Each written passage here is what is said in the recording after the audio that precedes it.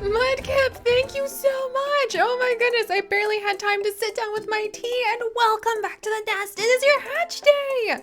Holy cow, Mudkip. And I have the perfect bird to show you for your hatch day since, welcome. Also, hello everybody, hi. Oh my gosh. Okay, Mudkip, we're gonna show off your very perfect bird to celebrate the fact that we are gonna be able to dive today, and that it is your hatch day in just a second. Derpley, whom hath awakened the ancient one? Oh my gosh, Derpley. Cookie, Music of Spirit Tiger, Mimi, Tom, Ash, Eminem Blaze. Oh my gosh, Carrot Cake. Oh, hello, I love your name. That reminds me, I should make a carrot cake for my husband. His birthday is coming up pretty soon. Mocha, hi, I'm glad you could make it to the stream too. And Flip, you become an egg by subscribing. And then as the months go by, your egg begins to grow. And then you hatch into a strange chicken. And then eventually you turn into a golden finch, then a peacock, and finally a flaming phoenix, which is pretty awesome if you ask me. And hey, Zoomaster Mark, Lua Cat, Cammy, how are you guys doing? Jelly Kings, congratulations on just getting your Switch. How has your guys' week been? Holy cow, it has been so busy over on the Pixel Biology channel, in case y'all didn't know. So I have been like frantically recording my voice out. It's been amazing. We've had wolf pups, we have new fish, we have got like new events going on with my little lost orphan and Summer and Mara. It's been awesome. Also, Rhonda! Queen, thank you so much, Queen. Thank you for the wonderful gift subs. Oh, come on, Egg, come on. Oh, it made it. I was so worried that Egg wasn't going to make it into the nest. And you guys, happy weekend! Welcome to Bria, welcome to Goldie, Horse Lover, Tea, Hibiscus Koala, and Mocha. Welcome to the nest. And you, along with our good friend Mudkip, my friends, y'all get to be this freaking adorable bird that made me decide that today, which is diving day, which is why I am dressed in this absolutely amazing snorkel and dive suit, just saying. Like, it looks fantastic, doesn't it? I love it. Here, in fact, I need to flourish. That's what I need to do. And Thunderstrike! 2 months already? Oh my gosh! It feels like a lot longer than that, doesn't it? Alright. So y'all have so many freaking birds in the nest already. My friends, I want to introduce you to something adorable I found while doing some bird research this week, because of course I'm always doing bird research. All of you who just landed in the nest, from Mudkip all the way to Thunderstrike, may I go ahead and introduce you to the red-tailed tropic bird baby. This is a hatchling red-tailed tropic bird. And Tisha, thank you so much for the gift sub to I am Josephine22. You heckin' people! You are so kind and so sweet. Thank you. And Ashfeather, happy birthday to your sister, by the way. Oh my goodness. And thank you very much, I love Siri and cats. I hope you know that you guys inspire me too. But yes, look at this little fluffy one. So all of you from Mudkip to now, I am Josephine. I hope you don't mind all sharing the fact that you hatched from the egg of a red-tailed tropic bird today, which is a species of tropic bird, basically. So like a seagoing bird that, let's see if I can find a good summary of it. But they nest at the Midway Atoll, and I have actually been doing research on like where, oh, there's a cicada! I love cicadas! But I've been doing research on where you can find like, oh hey, Kakura Moon! Oh my gosh! I hope you're having a good night at work! Oh my gosh, it's so good to see you! But the red-tailed tropic bird is a seabird native to different parts of the Indian and the Pacific Ocean, and you can find it at the Midway Atoll. And I have been doing some research there because a whole bunch of different species of albatross, which are one of the biggest seabirds that exist, nest. Up to 70% of some populations nest at the Midway Atoll. And while I was looking up the different birds, Mel! Mel, you've hatched! Mudkip, Mel, you guys are hatch day buddies! Did you guys know that? And Mimi, the summer update is to die for. I love it. And that bird is so cute and floofy. And Ashfeather, we will indeed say hello to Julian. You guys are just like kicking off this weekend on fire. It is amazing. But basically, this is a fish eater, which is why I thought it would be really fun to study different birds of the Midway Atoll. It is a very tiny island that's only 2.4 miles in diameter.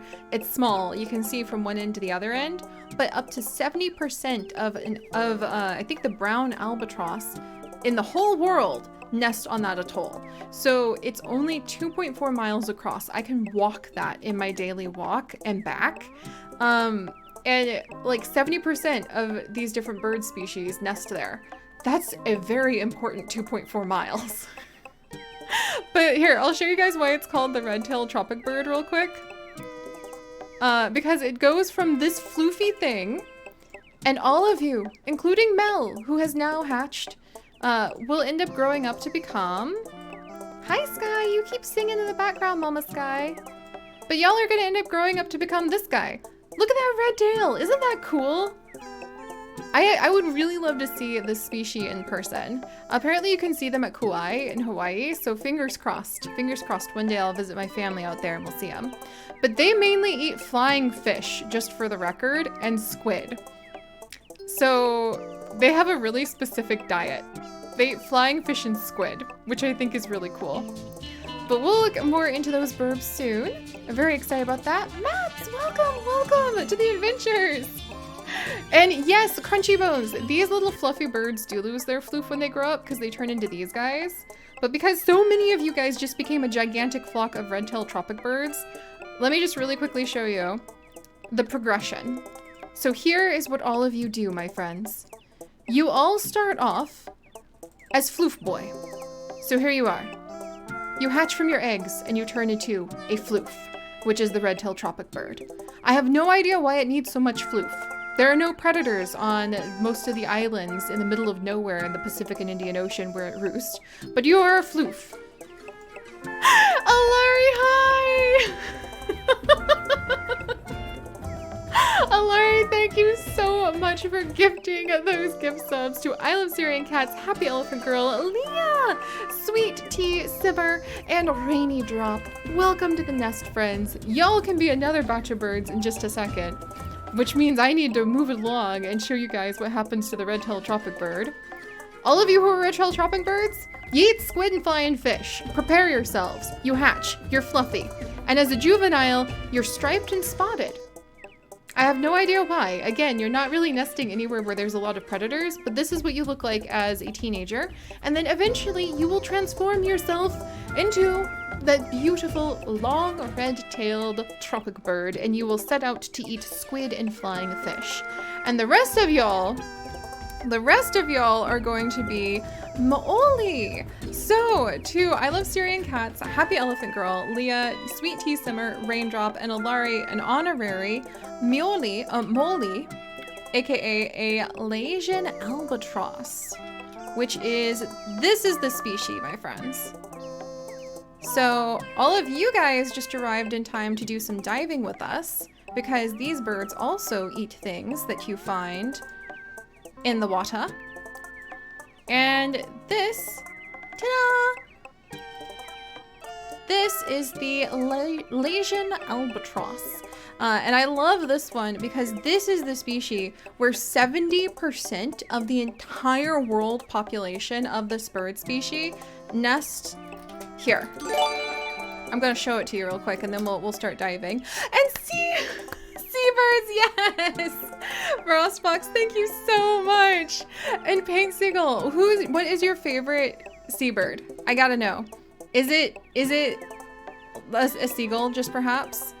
But here, I'm gonna show you guys what the Midway island looks like from the air, because it's kind of amazing. So 70% of all of these birds in the whole world nest right here. Like, look at this thing. This is not a big island.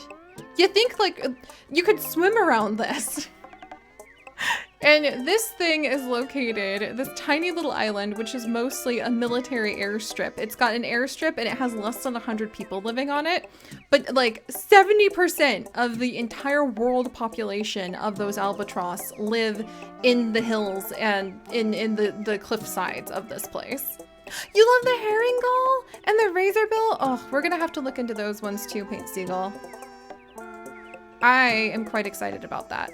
And just for a quick geography, in case you don't know where the heck Midway Atoll is, because I didn't know this and I felt really silly because, like, I'm Hawaiian. My family is from Hawaii.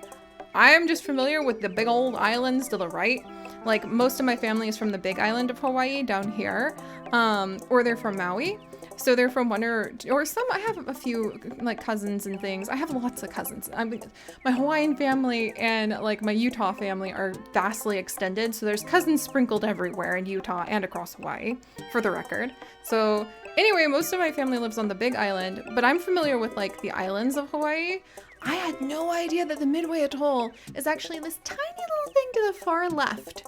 Just a little snippet. And all those birds live there. But anyway, there's my bird story for the day. Got very excited about birds out of the blue. Oh, frost fox. Yes, I love the giant Indian squirrel. I don't love this mosquito that's about to bite me. Okay, let's run for it. We got this, guys. Come on. Can't get me now, mosquito. Ha ha ha. Ooh, drum beetle. But all right, so now that I have rambled on about, ooh, hey, message in a bottle, about how much I love different seabirds, which I think is appropriate because we can kind of dive into the sea now. How are all of you? Oh, 4 sassy birds. Oh, yay. I'm so glad your bird is doing better. You must have panicked when it ate a magnet. What the heck? And Gabby, right? I need to do some island visits pretty soon. And Tara Shine, I'm doing great. I'm kind of tired because it has been a very busy week for the YouTube side of work, but we're about to let our hair down and relax by diving into the ocean. So how many of you guys have gone diving yet? Because I am freaking excited about this. This is going to be fantastic. This is going to be amazing. This is Julian! Hey, hey, Butterbean. Hey, now we can talk to Julian for you, Ashfeather. And thank you guys so much for the hype train. Perfect weather and a random meetup with my bestie. What could be better? What could be better, Julian? What could be better? Let's go dive and get Julian something, because I think that would be fantastic. Oh, yeah, Tia. Like all of the gift subs, sometimes I do batching for when we go ahead and like do birds to people. Oh, and this is from Peaches. What do we get? A woodland wall. Do I know this one? I didn't know this one. Because sometimes y'all get to share a nest because there's so many of you. Oh, I that's the woodland wall. All right, good. All right, 1 second. Oh, Coley, hey! Coley, welcome to the nest. Tia, you were a red-tailed, if you just came in, you were a, let me get the name right, red-tailed tropic bird. Very fluffy. And Coley, hey! You know what? Coley, we're gonna have you end up being, really quickly, the herring gull, which is one of the favorite birds. Oh, I love this one. This is a classic. This is just like, mwah. If you're thinking ocean shorebird, which really, I mean, I just about said I wish that seagulls showed up on our beach. But then I realized, friends, wait a second. Doesn't that mean that I'm requesting that Gulliver show himself a little bit more? That's funny. But Coley, in honor of our wonderful mod and fellow admin, Paint Seagull, we're gonna have you be the absolutely classic herring gull. If you're thinking of like seabirds, this is the one that you want to think about. And I hope by sharing it on stream, we're going to summon ourselves the pirate Gulliver. I want to see Gulliver in his pirate pattern so bad. And also little bug-eye! What the heck? It's your hatch day too? You guys, it is mega big hatch day. We are celebrating hatch day like left, right, and center. What is going on over here? Oh my gosh, little bug-eye. Congratulations on hatching. And you know what? I'm gonna have you be, we're gonna pop back over to the, oh my gosh, yes we are. Okay, little bug-eye, you are going to be the Lesion Albatross that we were just looking at and talking about, because you guys, this is the baby. Have you guys ever seen a baby albatross? So just for a quick reminder, a few of you just became this gorgeous albatross. It's very big. They're very, very big shorebirds. They would love to dive into the seas of Wildberry and eat some of the things we're about to dive for. And little bug eye, you just became its baby. Because I have to show you. Look at this thing. Like, look at this. Is this not the most perfect freaking baby ever? I love baby albatross. They're so ridiculous. And then most of the time they just sit there. Like, they don't do much. They don't want to move too much because, you know, there's other albatross all around them nesting. You don't want to get lost. You want mom and dad to come back and put a bunch of fish slurry down your throat. So you don't want to move around a lot. You just kind of sit there looking confused for several months until you're ready to fly. Albatross lay only one egg because they invest it all in one big baby.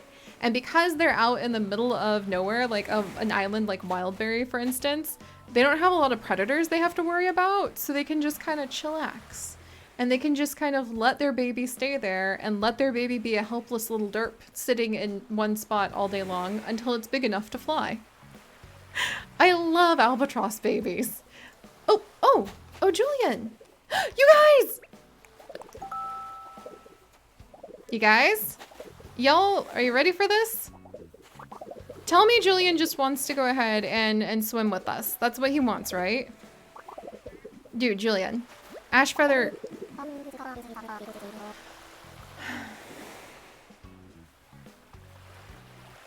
Jules, don't scare me like that. Please. Gemstone, you know better. You know, I don't think this coveralls with arm covers fits my style anymore. Then again, maybe it totally does. Gemstone, what do you think, Butterbean? It's totally your style. You know what? You're right, but I think I'm gonna give it away. Still not getting the hint? I'm giving it to you, Butterbean. It's all yours now. Yay! Woo! Do you guys have a clothing item that for some unknown reason your villagers give you over and over and over and over again? Because for me, that would be every single color, design, and possibility of this overalls with sleeves. The 999th time that Siri doth been gifted the coveralls with sleeves. Full body tights, T-Chef! Hey, Dr. Nimbus, welcome to the adventures! What the heck, Kahuramoon? Kahuramoon, thank you!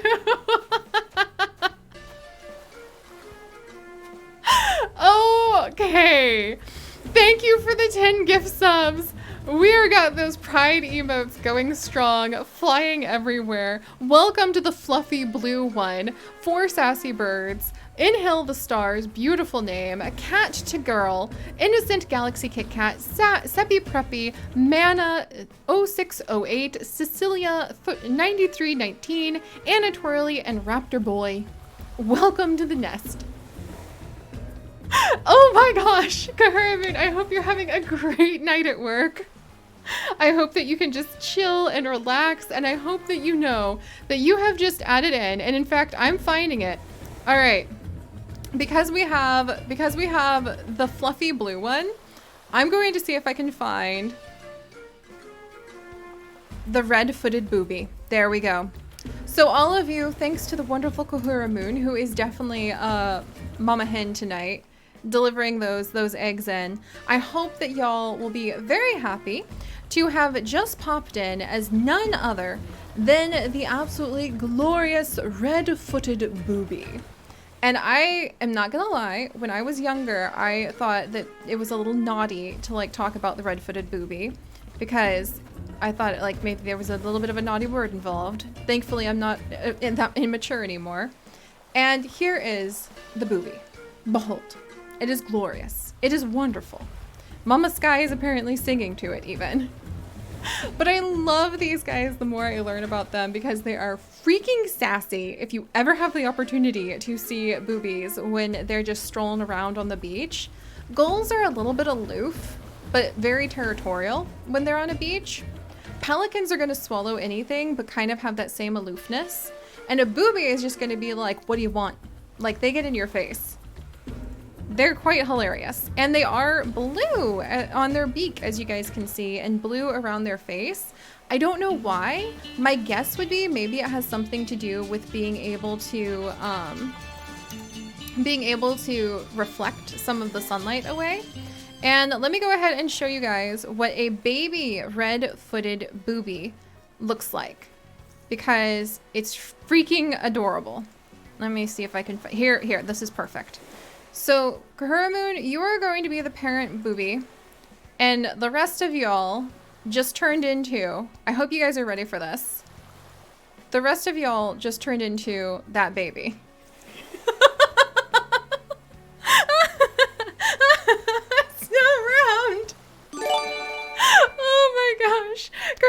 Oh, I'm so glad.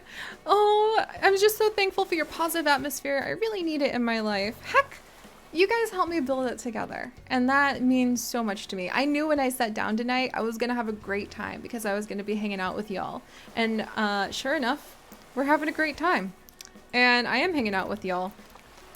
All right, and really quickly, I'm gonna look up what these guys eat. They are a large sea bird of the booby family. Adults always have red feet, but the color of the plumage varies. Very agile flyers, but they're extremely clumsy in their takeoffs and landings. They're found widely in the tropics and breed colonially in coastal regions, especially on islands. What do they eat? They dive into the ocean at high speeds to catch prey. They eat small fish or squid.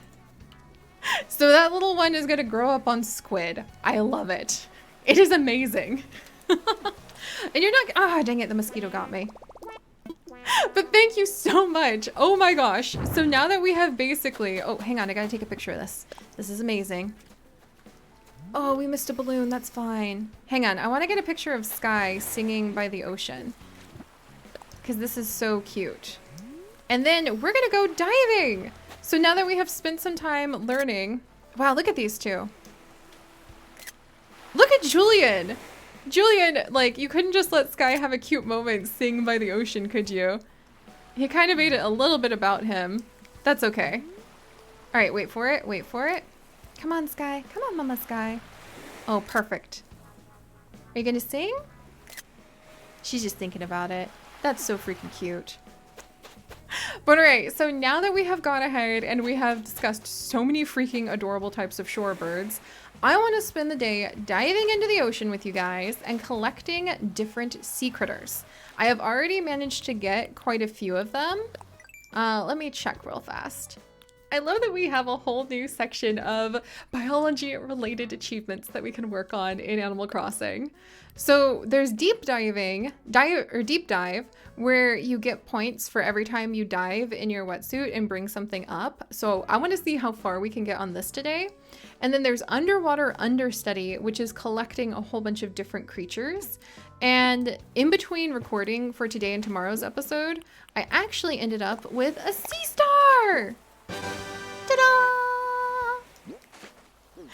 I love Mama Sky Fox. She's so sweet. And hey, happy Elephant Girl! I'm so excited to see you. I am enjoying the new update so freaking much. In fact, let's go ahead. Let's go get Mama Sky and Dashing Julian. That is so satisfying. I had no idea I was missing swimming until they added it in. Isn't this so cool? It took me forever to figure out how to dive because there's like no instructions.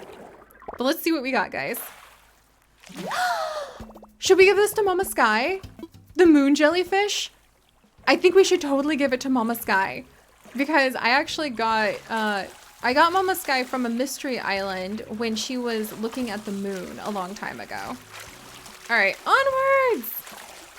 Little raccoons, you got the mermaid flooring? That's so cool.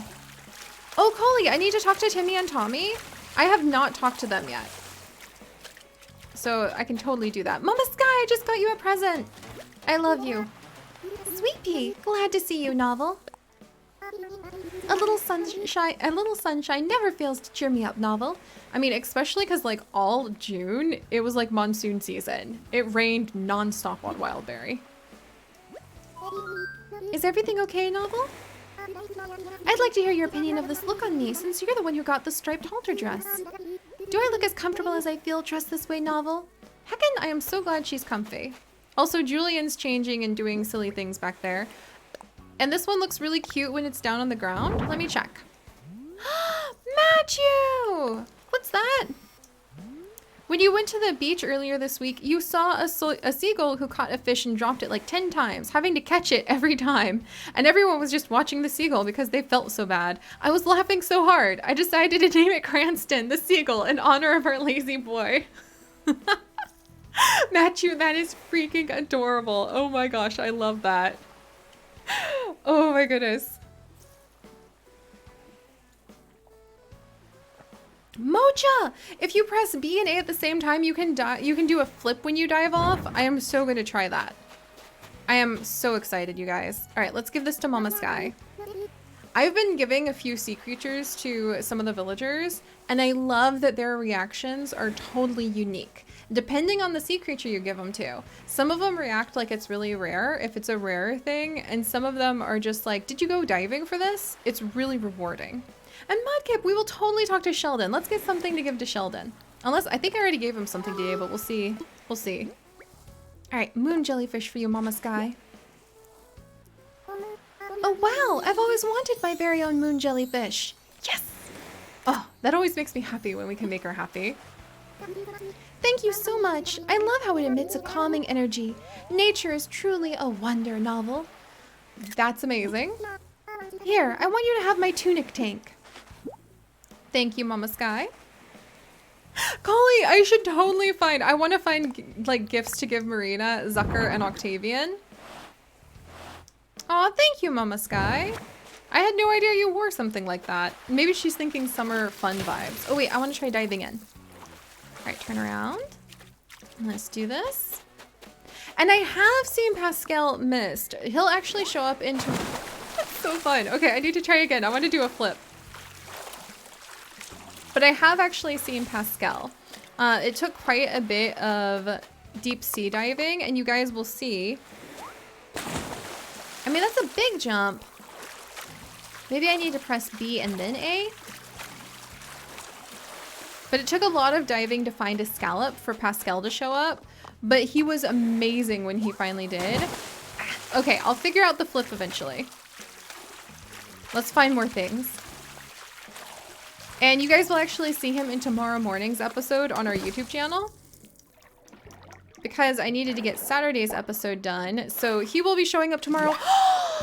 It's a crab! I have not caught this guy yet! Gazami Crab? What the heck is this, a Gazami Crab? A gripping find? I guess we actually have an expert we can turn to tell us facts about this. Do blathers! Somebody turn on like the owl alarm or whatever we do to summon Blathers from his sleep. Maybe it's just turning on a cicada. Oh, all right, let's see what this one is. I love diving. I had no idea that I needed this in my life. I had no idea that I missed it until it arrived, and it feels so just normal and wonderful just to be able to jump into the water and swim around our whole island. This is fantastic. Smaggle, hey! It's a Japanese blue crab. Thank you. We're gonna have to go see what Blathers thinks of it in just a second, because that's my first one. The Blathers owl call. Hoo! Oh my gosh, Friday, that's hilarious. Another new thing, an abalone. Oh my gosh, I have a really cool abalone shell. Do you guys want me to show it to you? It's really pretty. My mom had it commissioned, actually. I'll have to get it sometime and show it to you guys. It has a painting of a whale inside. Yeah? Okay, it's not like a natural abalone anymore, but it is a very pretty abalone shell. I will go and get it after we dive for this one, because it's just in the living room. But my mom had a seashell collecting friend of hers. Yay, some acorn barnacles. My mom had a seashell collecting friend of hers actually paint it for me because my mom is obsessed with seashells. Like, if you guys haven't seen it on my vlog channel, I have a video on my vlog channel of my mom's seashells. Some of them from like 3 or 4 years. I think it was 4 years ago. And her collection has only grown since then. And now it's mostly fossil seashells. But my mom collects literally thousands of seashells. So let me go get the abalone that she had her friend paint real quick. Make sure I don't drown. I'll be right back.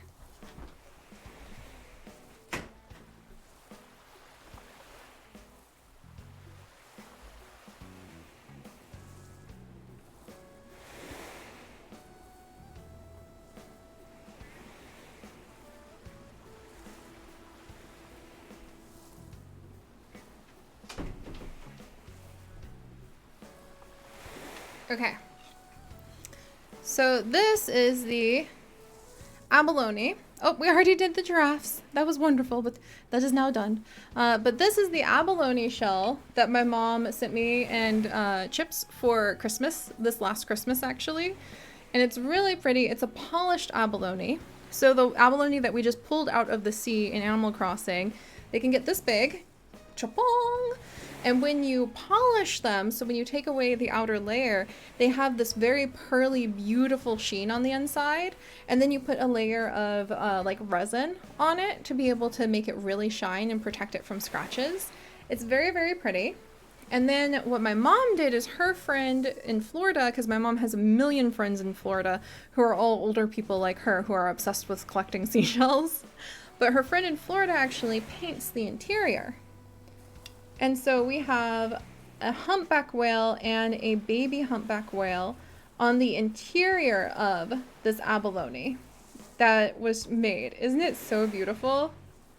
I normally do not like when shells have been altered like this, like when they've been painted or turned into crafts, but this is a really lovely work of art. And my mom had it done for our Christmas present because we saw the humpback whale in Iceland when Chips and I stopped over in Iceland on our way back from London. 2 years ago almost? Last year? 2 years ago, yeah. And she knew how amazing it was for us to enjoy that chance to just see a beautiful humpback whale for a few seconds off the coast in Iceland, and that it stuck with us, so she had this created for us. It's really pretty. But so when I see abalone, I think about this lovely, beautiful creation she gave us. It's very big. Yeah, Paint Seagull, my mom's friend does do commissions. That's how we got it. What the heck, Wesley? Wesley, 9 months? I could have grown a human in this time. Nah, I'd rather be watching streams. Wesley, thank you. It's so good to see you. I hope you've been still having a great week. I know that you had a really eventful Pride and things have been going wonderful over there. Heckin', 9 months. This deserves another boobie, if you ask me. This deserves. For your 9-month, oh my gosh, this one, oh, beautiful. Mwah. All right, Wesley, for you, my friend, we're gonna go ahead and we're gonna celebrate with another boobie, because this one's cracking me up.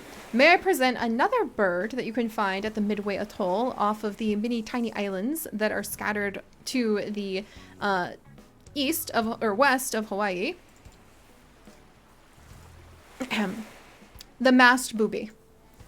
Behold, its intense stare. It's got quite a bit going on there that I thought was absolutely delightful.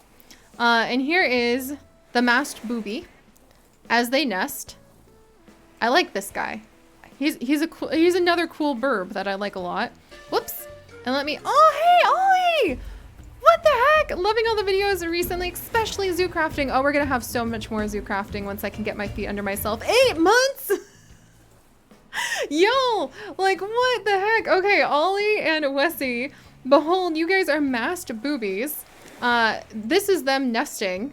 Do you like how shorebirds who nest on an island that's only like less than 3 miles wide nest? They don't need anything fancy up in a tree. They're just gonna like squat onto the sand and lay an egg. Oh my gosh, Ollie! It's so exciting to see you too! Why on earth is this happening? Huh. And you'll see what I'm talking about in just a second. Oh! Oh, that's a rock. Oh, I see. Okay. I was really worried. I was going to show you guys what a baby masked booby looked like in honor of Wessie Rose and in honor of Ollie. And then I was like, why is this bird standing on its baby? And if you look closely, friends, that's just a tired baby masked booby lying on the ground, thinking about life. And that's a rock behind it that its parent is standing on. I was really concerned. I was like, don't stand on your baby. Yes, Collie, I think others can indeed go diving when we are in the waters together. So people can come over and you can go diving on other people's islands. It's just like fishing and it's just like catching bugs, which I think is really cool. Bamboozled again! Exactly, Fox. Gentlemen, you're totally right. Good to know the babies really do blend into their environment. Though a lot of shorebirds like that live and breed way out on those tiny remote islands in the middle of nowhere in the ocean don't really bother with hiding their babies, making a nest, or doing anything fancy because they don't have to invest that energy into it, but they are going to have to invest that energy into diving into the open ocean and trying to bring up as much of the glories of the sea as possible. Also, oh my gosh, I'm going to have a little bit of my mint tea. You can go diving on Mystery Islands too, Bella? Oh, that just makes it even better. I think I'm just gonna spend most of this summer like in the water now. And that's why actually one of the goals I have on our to-do list, no guarantee that we'll get around to it because something tells me we might just be diving most of the day and talking about really cool birds and boobies that like fetch up sea anemones! Yes! That fetch cool things out of the water. But one of the things I want to do is work on making the beaches around Wildberry even better. Because one of the weird things I've noticed is once you get to the north of the island, it's not like there's a lot of easy places to get out of the water. This is just the like area that Red lands his boat at. Oh, that's so fun. And like that's the only place you can really get out of the water on the north side. And then let's come over here. It is pretty slow, Jeremac, but if you think about it, you guys! We got a scallop. It oughter be savored. You guys ready for this? Oh, little bug eye. Oh, enjoy dinner, enjoy dinner. It's Pascal! Okay, before we do too much with Pascal, I have to show you his amazing words of wisdom that you will actually see in tomorrow's episode of our Animal Crossing adventures, because I was super freaking touched. Come on.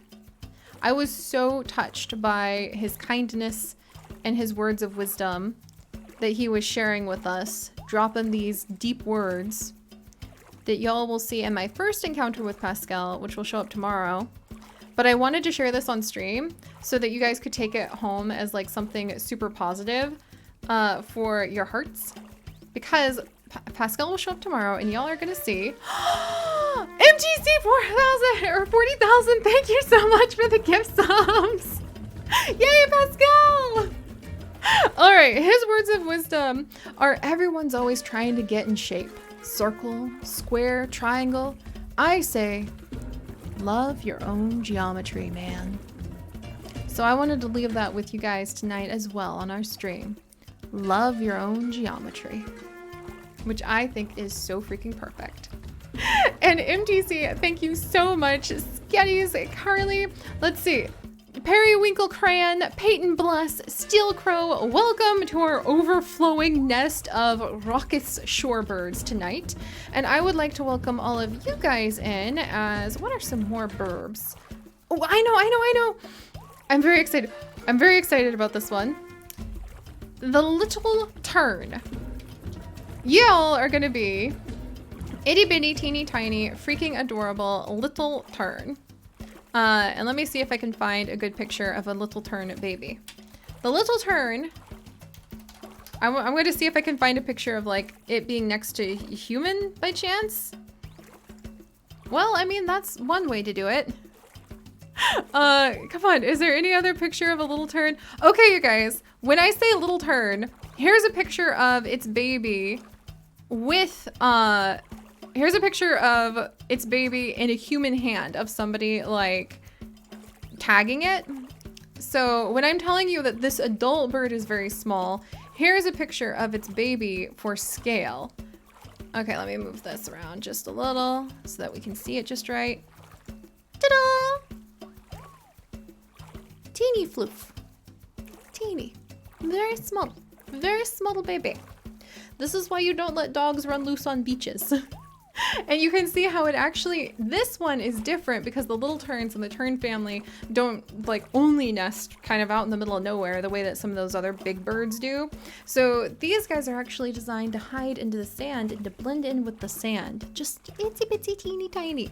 Little itty bitty terns, very small as big birds as well. And so to all of you who just landed in the nest and to MTC who helped you to get there as our mama hen of the night, y'all are gonna be, these are least terns, but this gives you least and littles, just have some color variants. Y'all are gonna be the terns. Welcome. I hope you enjoy. They're freaking adorable. I very much love them. And what do you eat? So you are going to join the rest of our big family tonight. What, oh what are we going to say you eat? Oi. Yes, I would like to see the little tern. What does it eat? Eat? Eat? Okay. Tern, bird, eat. Crustaceans, squid, and insects. Man, those squid are really having a hard night tonight. Nobody tell Octavian, Marina, and Zucker. I know, right? Isn't it so freaking cute? But all right, thank you so much for adding more eggs into our shorebird nest, and let us chill with some of the wisdom from Pascal. Peyton, thank you for the tea time.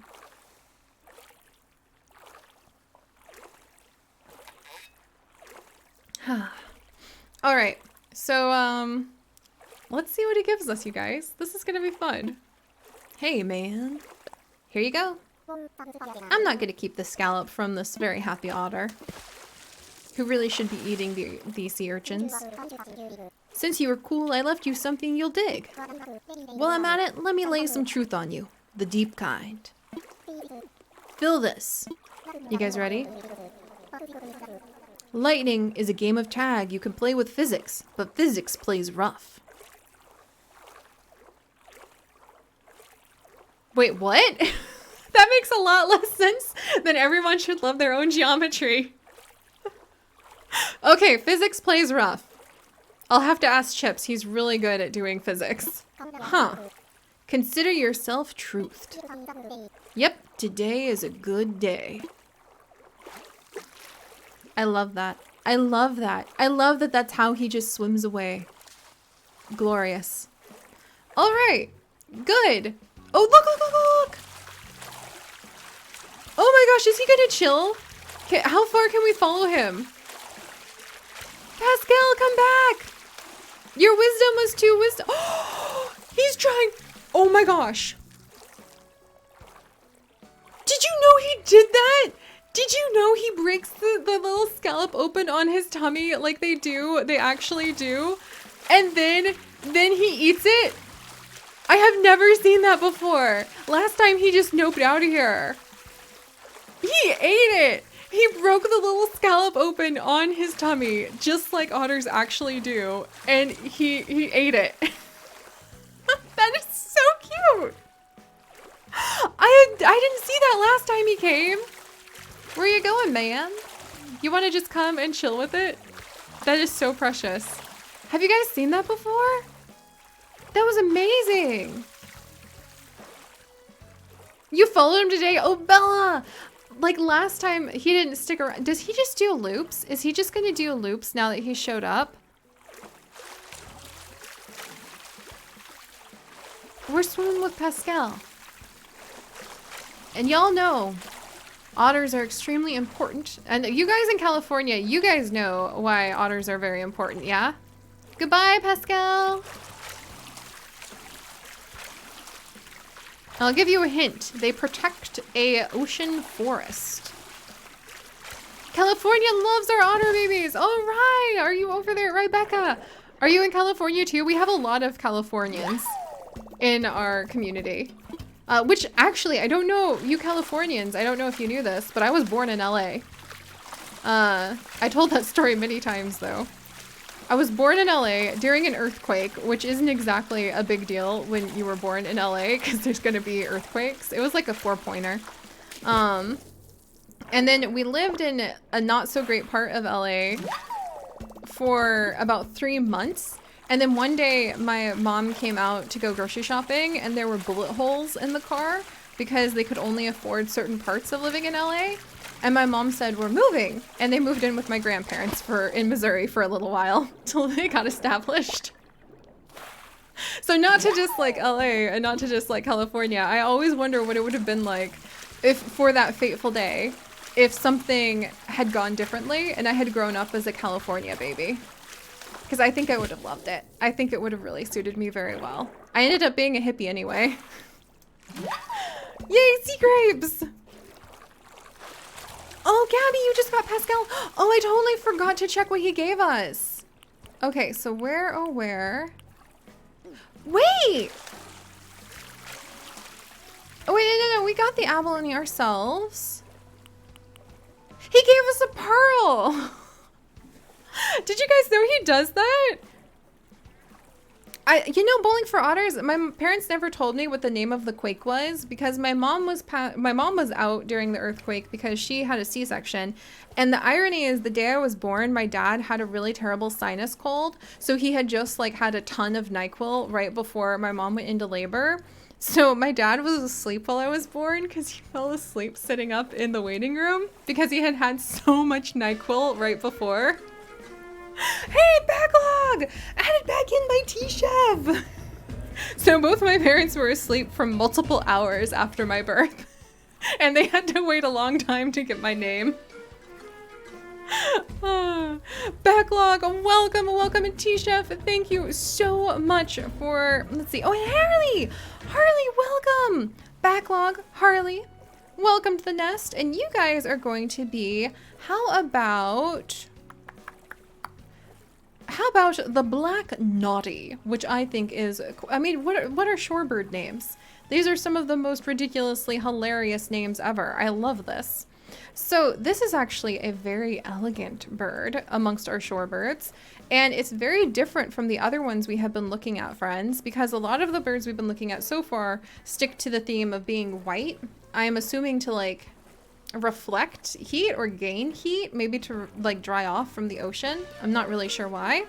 The heck! That's Sweet Jazz! Yay! Oh my gosh, 2 months! You're gonna hatch next month! That's so exciting! Okay, so all 3 of you now, because I haven't even finished speaking yet, are going to be this very noble seabird that looks very different from most seabirds. Behold, this very beautiful, very elegant Black Naughty. And the Black Naughty, my friends, also known as the White-capped Naughty, is a seabird who is part of the tern family, and let's see. It becomes known as naughty because they constantly dip their heads during breeding. So apparently in their breeding displays, they just bob their heads nonstop. They're very tolerant of humans to the extent that you can even pick one up off of its nest. That's almost dodo bird level of, you probably should develop some caution towards the humans. They feed on fish and squid, which they gather by flying low over the surface of the sea and picking them up. So, I really desperately hope that the Black Naughty knows, like, don't let a human pick you up, friend. Like, that's quite concerning. Apparently there's no videos of them doing their breeding display, unfortunately. So do not, you guys are all now Black Naughties, very beautiful. Apparently you can just scoop it right off the nest. And actually, what does its baby look like? I'm curious. What does your little one look like? And behold, here is what a baby black naughty looks like. Let me find the little squeaker. Where'd you go, little one? Gotcha.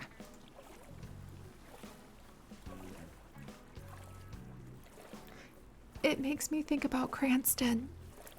Alari, if you're still here, a future postcard might need to be like, baby picture of Cranston. Just saying. Baby picture of Cranston. That would be really cute.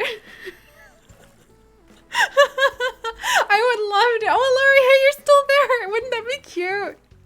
To do like a little baby bird Cranston. Maybe finding his first bug. Maybe it could be like a postcard of Cranston in the garden finding his first bug friend. Oh my gosh, with his grandma.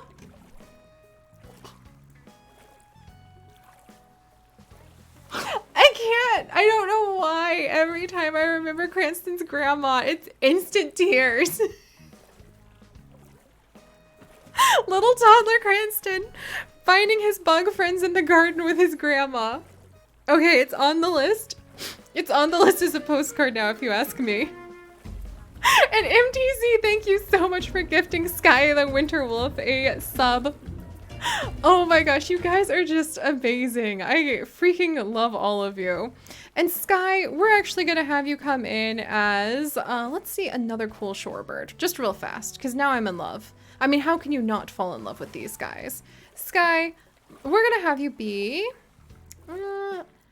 let's do the white tern. Yes. Oh my gosh.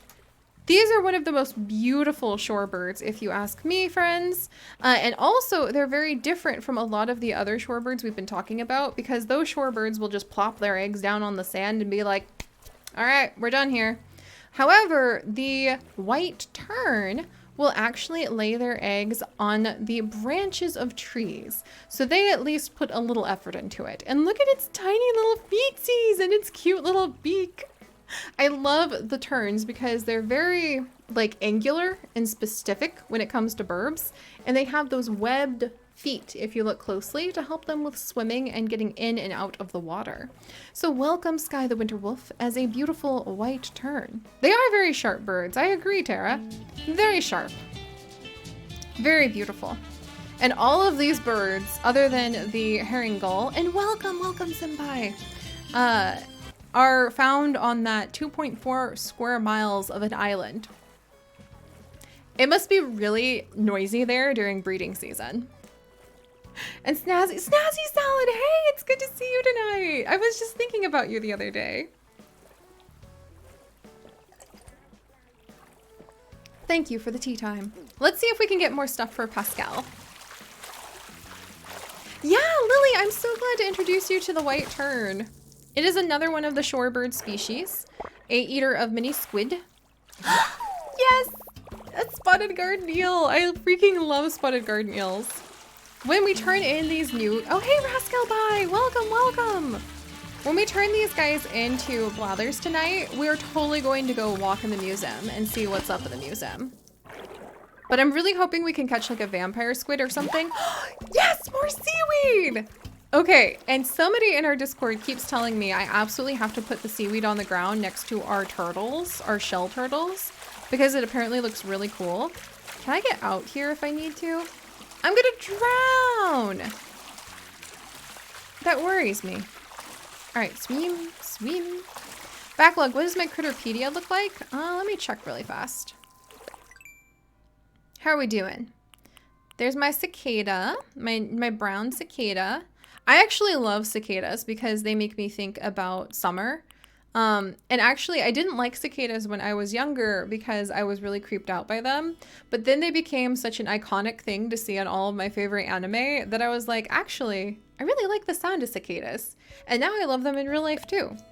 Also, there's our saw stag. And here is what the Critterpedia looks like so far. Let me tuck away the webcam for just a second so that y'all can see. We got a lot of stuff. Heck! Also, when can I find more of the Gazami Crab? All hours. Nice. Oh, Sir Baguette the Third, hey! Oh, thank you, thank you. Yes, I will check. I had a few like friend requests from people I didn't recognize, but I will be happy to accept those in just a bit. And it's very good to see you, Sir Baguette. All right, what do we have here? Acorn barnacles. I want more. I want Pascal to like give us the goods. All right, there we go. Oh, and by the way, I totally forgot. Hey, Diego, welcome to the adventures. I completely blanked, but those of you who donated to our giraffe charity, thank you so much from the bottom of my heart. Just a really quick update on the giraffe charity that I completely blanked on because I was so excited to go diving until just now. But my friends, we have finally managed to tally everything up, and we did indeed donate, here you go, $2,000 to the Giraffe Conservation Foundation. I posted it on our Discord and on our Twitter. We did it. We donated $2,000 to them today, which was extremely exciting. You guys are freaking amazing. Thank you from the bottom of my heart for helping out our long neck horses. And for all of you who did participate in donating to the charity, do please use the command charity. And it's actually going to link you to a Google form to fill out. So if you happen to have access to like some perks, like a new role on our Discord, or the stickers, or the pins, or when I'm going to start watercolor painting in for the Giraffe Mystics, your own personalized watercolor giraffe, it'll have a form where you can fill all of that out so that I can mail those things to you. So yeah, if you contributed in any way to that, do please go ahead and fill out that form. Even if it was just $1, you get a special event role forever on our Discord of Giraffe Stampede 2020. And thank you from the bottom of my heart. Look at all those giraffes. We did it, guys. I am so proud of all of you. And I just, thank you. So pull that form up and fill it out. And then by the end of July, I will send off all of the paintings. I will send off the stickers. We'll have the zoo crafting episode where we will name all of the pygmy giraffes. And just thank you guys. So thank you very much for that. But I forgot about it because I was so freaking excited to go diving. Oh, I'm so proud of all of us, guys. We really did something great. The GCF was so grateful. We're talking on Twitter now. They were tickled because it's very uncommon for a lot of animal charities to realize how big the streaming community and the video game community is, and how much, like, you know, that terrible assumption that people have that if you're into video games, you don't care about what's going on outside. We're smashing stereotypes left and right. I'm proud of you. Another sea anemone! I can't wait to give these to our villagers and see what they think of the deep sea diving. All right, let's see. Oh, Toby, hey! Yes, and Toby, I did see your form, and I hope you're having a, oh my gosh, you're at work? I hope you're having a good night, or day, whatever it happens to be where you are. All right, let's go ahead and dive. Oh, Mist, thank you for the hug for all giraffes. Oh, hey, Jules! Jules! Is this your first time in here, Jules? Welcome! Yeah, we raised $2,000 for giraffes, and if you check out our YouTube channel, we've got like 8,600 adventures that are all centered around nature-themed games. Our community is really, it's just fantastic. All right, let's grab this guy.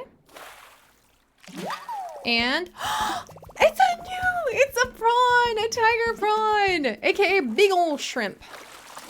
I hope you guys have a favorite shrimp, because I do. Well, actually I have two favorite shrimp. One's very small and one's very fast. All right, let's come over and get this one. Tea Chef, thank you for the tea time.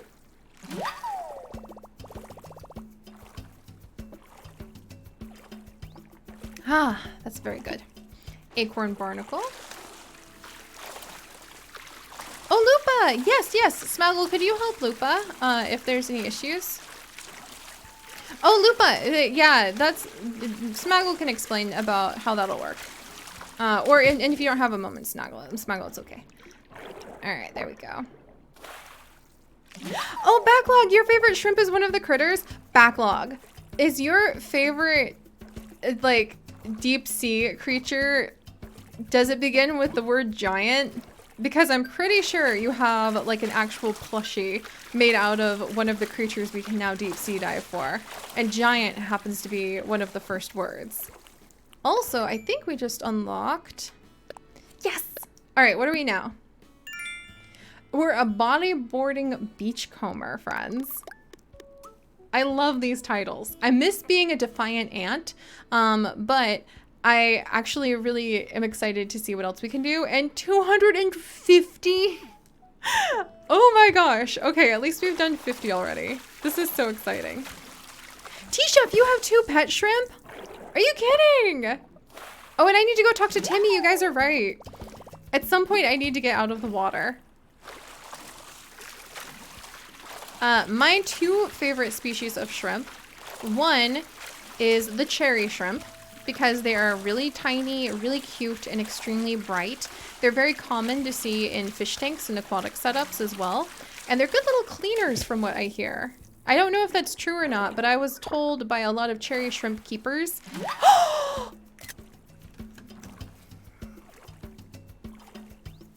Is this great-grandpa Octavian? This is just as awkward as catching a fish or a frog.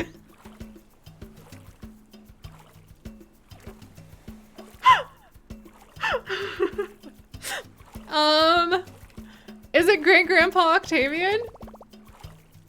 I got an octopus. It can give 4 hugs at once. I want to catch another one and I want to give him to Octavian. I really do.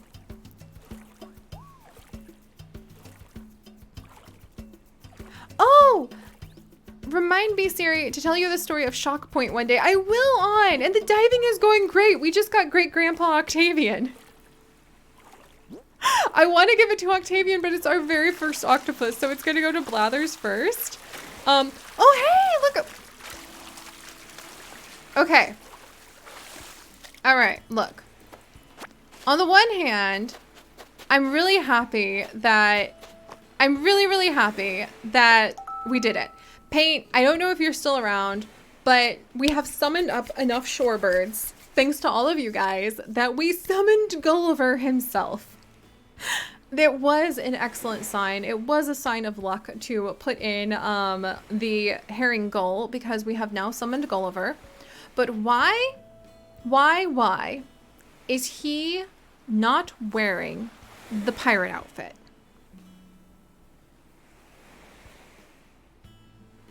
In case you guys didn't know, in this update that just came out, Pirate Gulliver is now a thing. His name is Gulliver when he shows up. And it's apparently random, I think from here on out, but if Gulliver lands on your island in his pirate outfit, he gives you pirate-themed stuff, which I really wanted. Paint, you summoned the seagull! So we did get Gulliver. And you go die for his communication piece when he's a pirate. So I'm a little bummed that we're not going to actually get, like, Pirate Gulliver, but it is random. So it's just kind of a random chance if you get Pirate Gulliver or if you get normal Gulliver. And I'm happy to have normal Gulliver. All right, let's wake him up.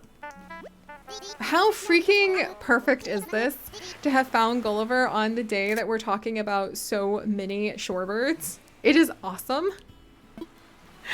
Gulliver! I wonder if Gulliver is his twin. Waiter, bring somebody to put salt in this water. The waves are, yeah, ready to pull noodles. Come on, Gulliver. Who's at the helm? Just give me 5 more minutes. Come on, Gulliver. Honk shoe, snoring sounds, etc. Up you go, buddy. Yeah, it would be really cool if we got Stonehenge. That would be cool. Alright. Alright, good to see you again, Gulliver. Good to see you. You don't need to tell me my head is big every time. I love how he got a tickle attack that got him off. Smaggle, thank you very much. And we actually have a little guide on how to do that I think is in our commands now too. But I think Paint put that together. I gotta see if I made it a proper guide. Thank you, Smaggle. Oh, I really appreciate that. All right, let's find his communicate. Whoops, I almost told him no way. All right, so let's find his communication parts real quick. Yes, thank you, Gulliver.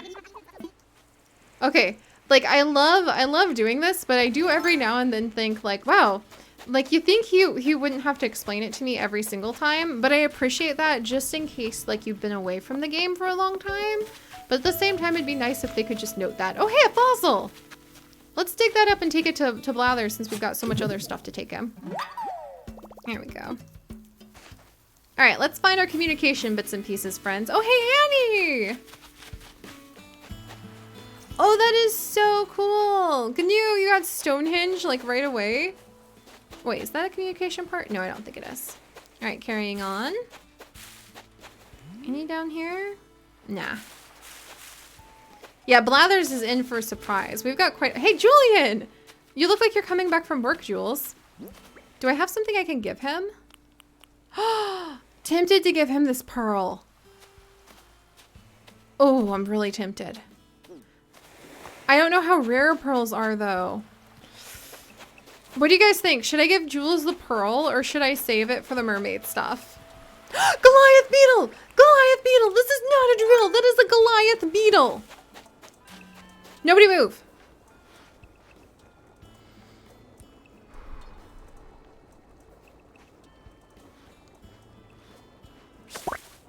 Yes! Yes! Yes, finally! Blathers! I'm bringing you such bounty. You're not gonna be happy about this one, but I am. We got a Goliath Beetle. Am I a legend or what? Oh my gosh, you guys! I have been wanting to catch this freaking awesome guy forever. Look at the size of him. They're just fantastic. Oh my word. This is why we need to plant so many more palm trees. Goliath beetles are just amazing. In case you guys have never seen like how big they are before, they're amazing. Like a lot of people keep them as pets as well, which I think is quite cool. I don't know if my husband would ever let us do that. Let me message him and see. All right. All right.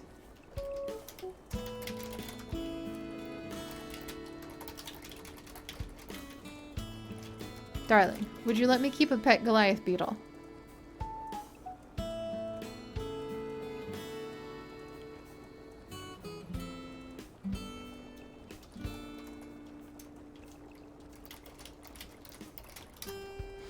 I think I'm getting the silent treatment. The model's big, Bad Mom. Oh, Bad Mom, it's so good to see you tonight. But here's a picture of someone holding a Goliath beetle to give you an example of why they're called Goliath beetles. They really are very, very big. And that's really fascinating for bugs because it's very difficult to be such a large bug. You don't thermoregulate the way that we warm-blooded animals do. So the bigger you get as a beetle, you don't even really have like your skeleton's on the outside. There's not really a strong internal structure to allow you to scale to say the size of a giraffe, for instance. So it's very difficult to get big as a bug. Especially with the like balance of carbon dioxide and oxygen in our atmosphere in this era versus like in the past where you could get much bigger bugs. So that's why there's not too many of them. Chips just says what?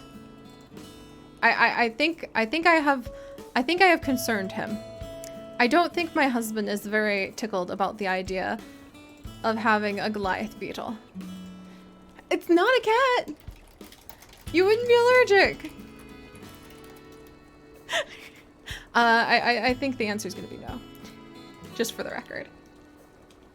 Absolutely not. I'd shriek if I saw that in real life. I think they're really cool. Just, it's a fascinating bit of biology to think that it could even become that large in this era. Just heckin' awesome. Also, this is a Manila Clam. Manila is my favorite flavor. Ironically, it actually is. I love vanilla flavored things. I sent him the picture, seriously, fan. We'll see what he thinks when he sees the picture. All right, communicator part, yes.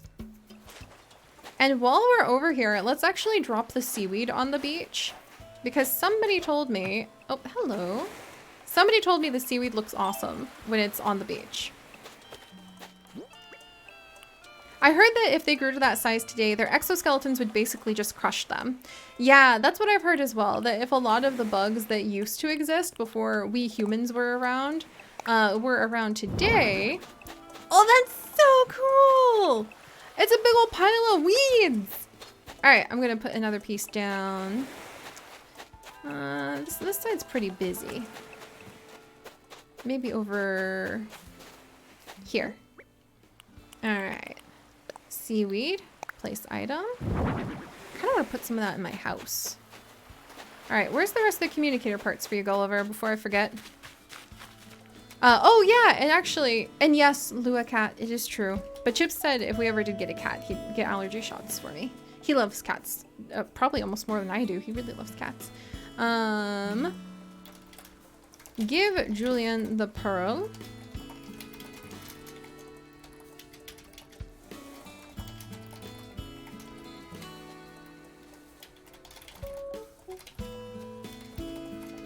Alright, what do you guys think? Should we give Julian the fancy pearl?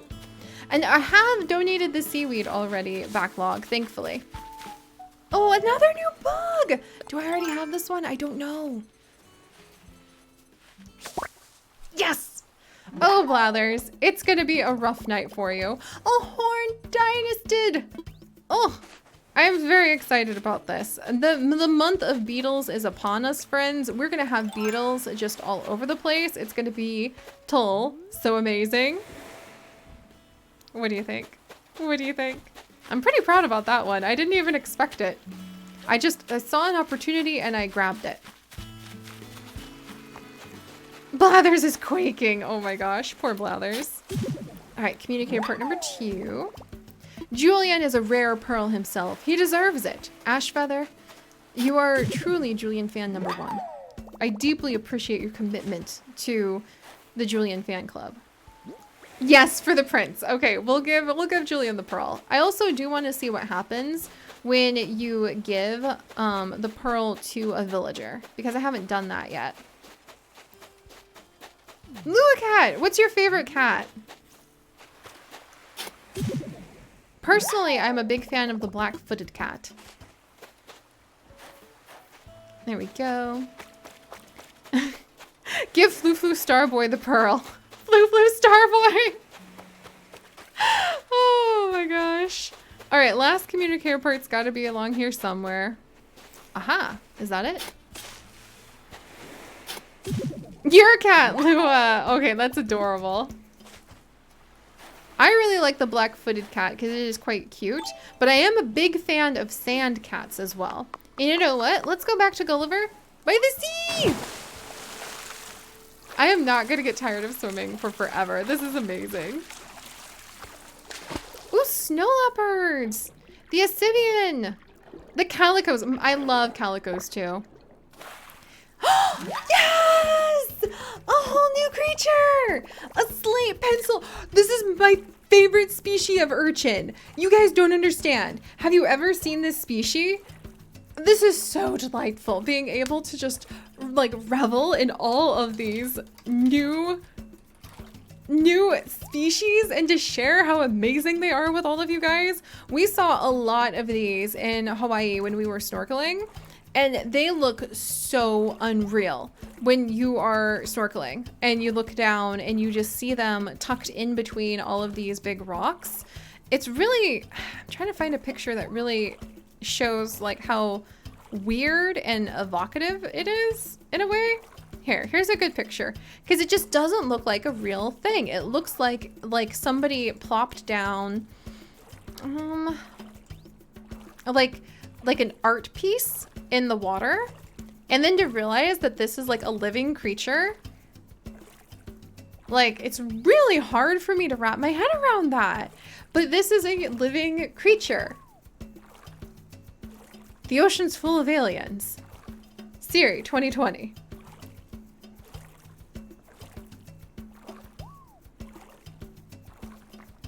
They're basically just like big urchins. It does look really weird. It doesn't look real, right?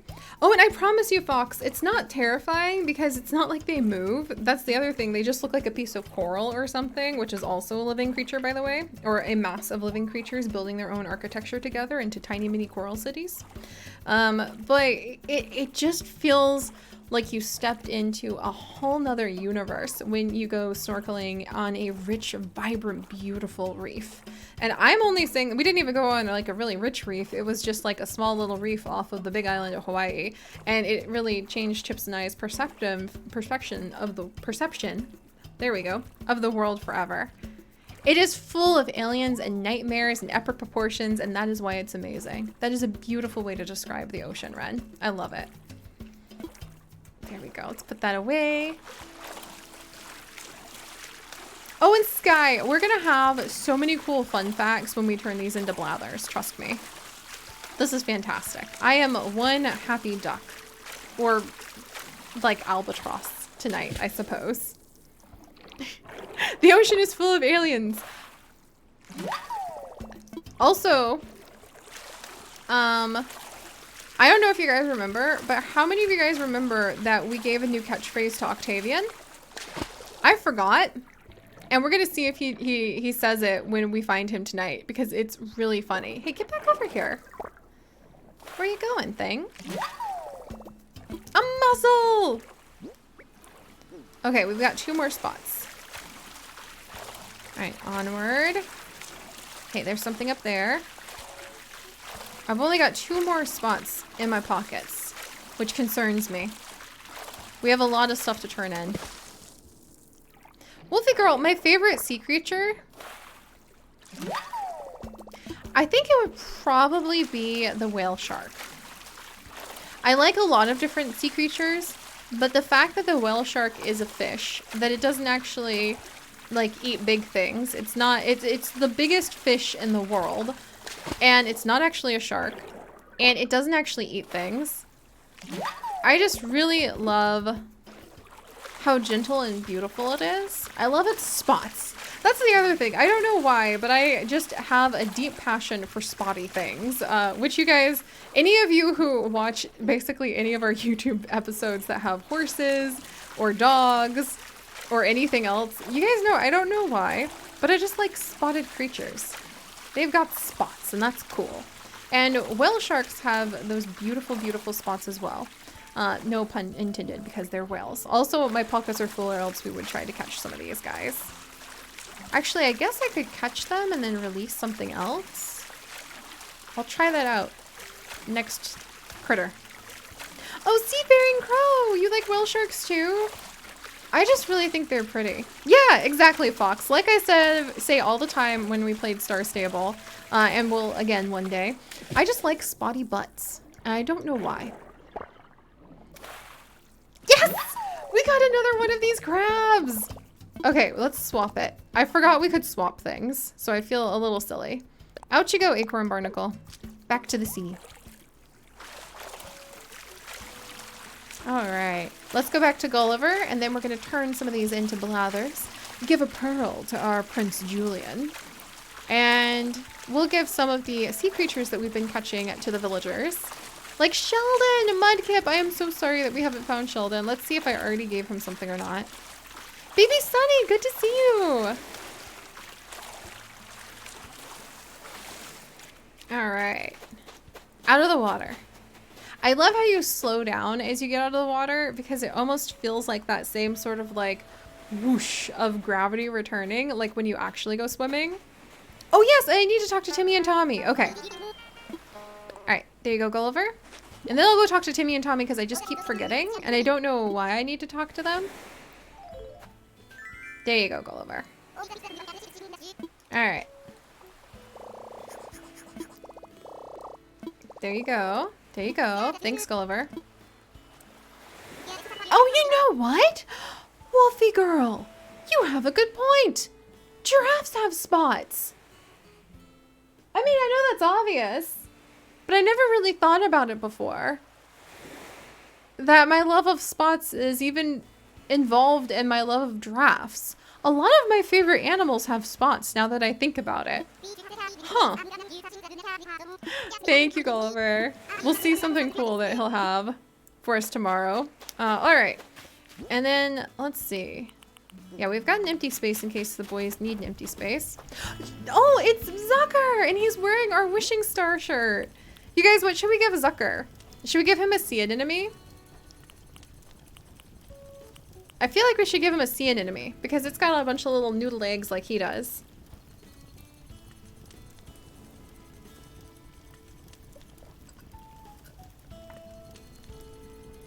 Yeah, I think that'd be good. I love torty cats.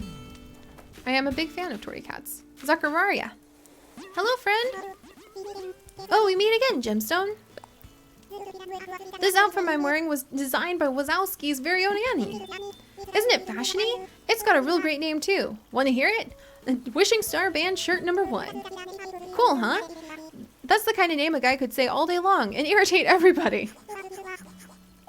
Zucker! Stop it, Zucker. Zucker, I'm so sleepy. Anyway, what's going on with you?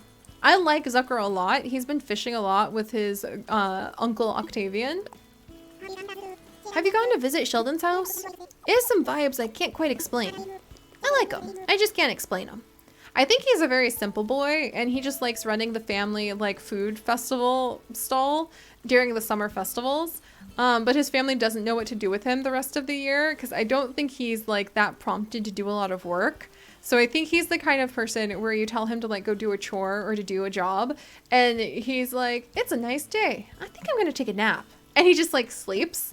I think he's harmlessly lazy.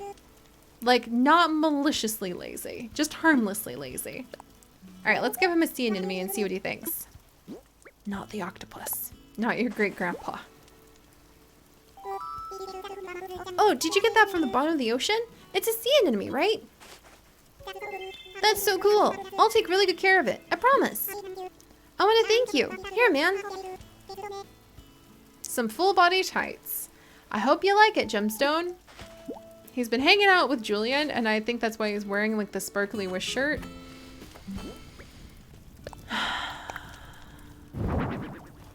They're even pink.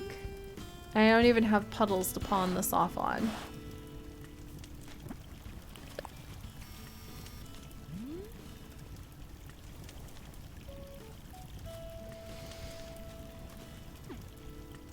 No thanks. No thanks. And then let me come down and check. I thought I heard someone singing, so I thought Sheldon was going to be down here. A Julian gift! Marina might like that, but I'd rather give Marina something a little cuter. Speaking of which, Marina's home! Let's give her a gift from the sea as well. I'm thinking I want to give her the other sea anemone. Or the moon jelly. Hey! What do you guys think? Marina's gift of the sea. Moon jelly. Sea. An anemone. Or maybe a spotted eel. Spotted garden eel. Let me know, friends. I need to get my tea going, so we're going to ponder what gift we're going to give to Marina, and I'm going to get more tea going and go say hello to my husband who just got home. 1 second.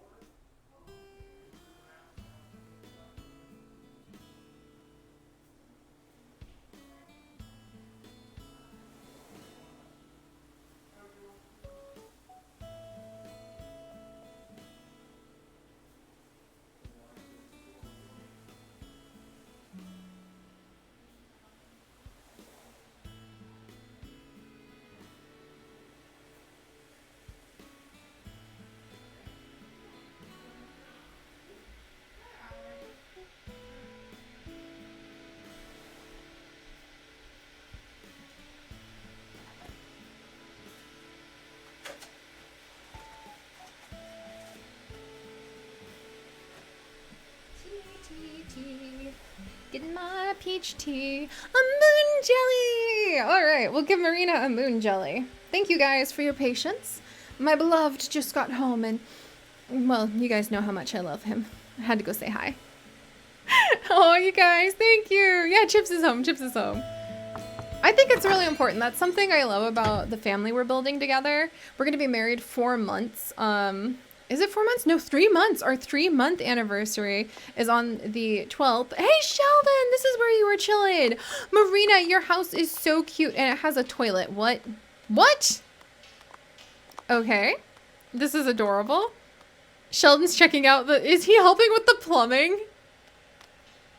Do you think Sheldon came over to help because she had some plumbing issues? That would be hilarious.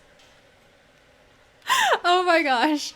Her house is freaking pink and cute, and I think it's the perfect place to put a moon jelly. Also, her outfit is adorable.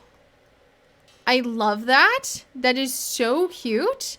Is that a custom design? Is that a custom design that somebody put up in our shop? I think that's a custom design. Hey, Kitty Deeps!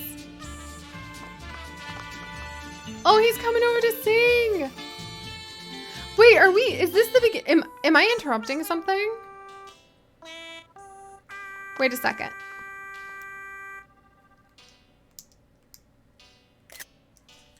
Wait a second.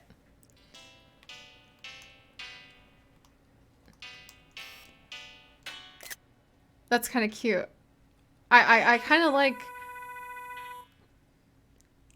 That was the sound, Sheldon.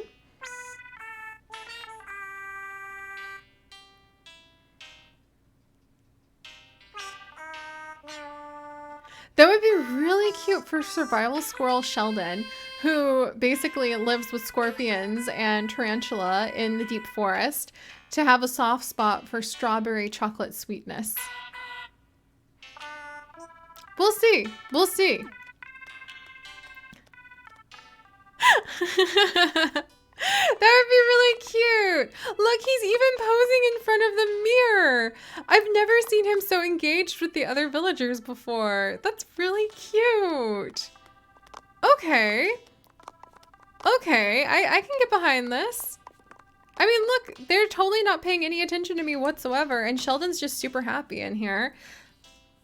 We add a lot of role play to what we do with our villagers in Wildberry, and I like this unexpected friendship that has blossomed, and we'll see if it could potentially be anything else. Let me pour my tea real quick.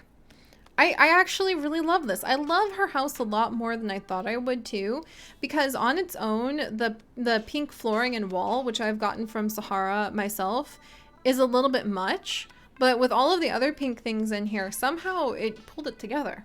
Just pink on pink.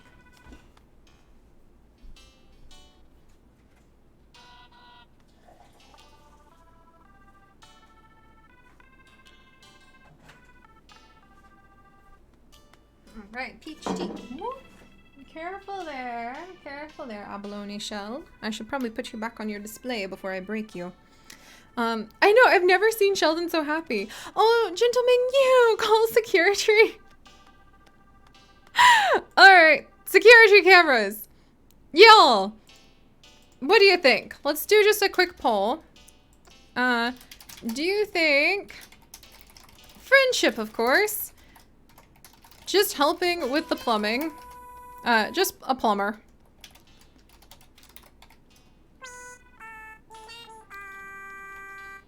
Something sweet is happening. Something sweet being like, hey, hey. There we go. I don't know. This is cute. I like, and we'll call security. Thank you, Canoe, to get your guys' opinions and a poll on the ever-evolving roleplay that we add into Wildberry, which will one day involve updating our wiki. One day. It's not updated yet. I'm busy making 4 to 5 episodes a day on our YouTube channel right now to try to keep YouTube floating. We just had our 3-year anniversary with our Patreon, and I need to do something special and fun with that. We just did a draft charity, so forgive me for having not updated the wiki just yet. We'll get around to it one day. We have plenty of time.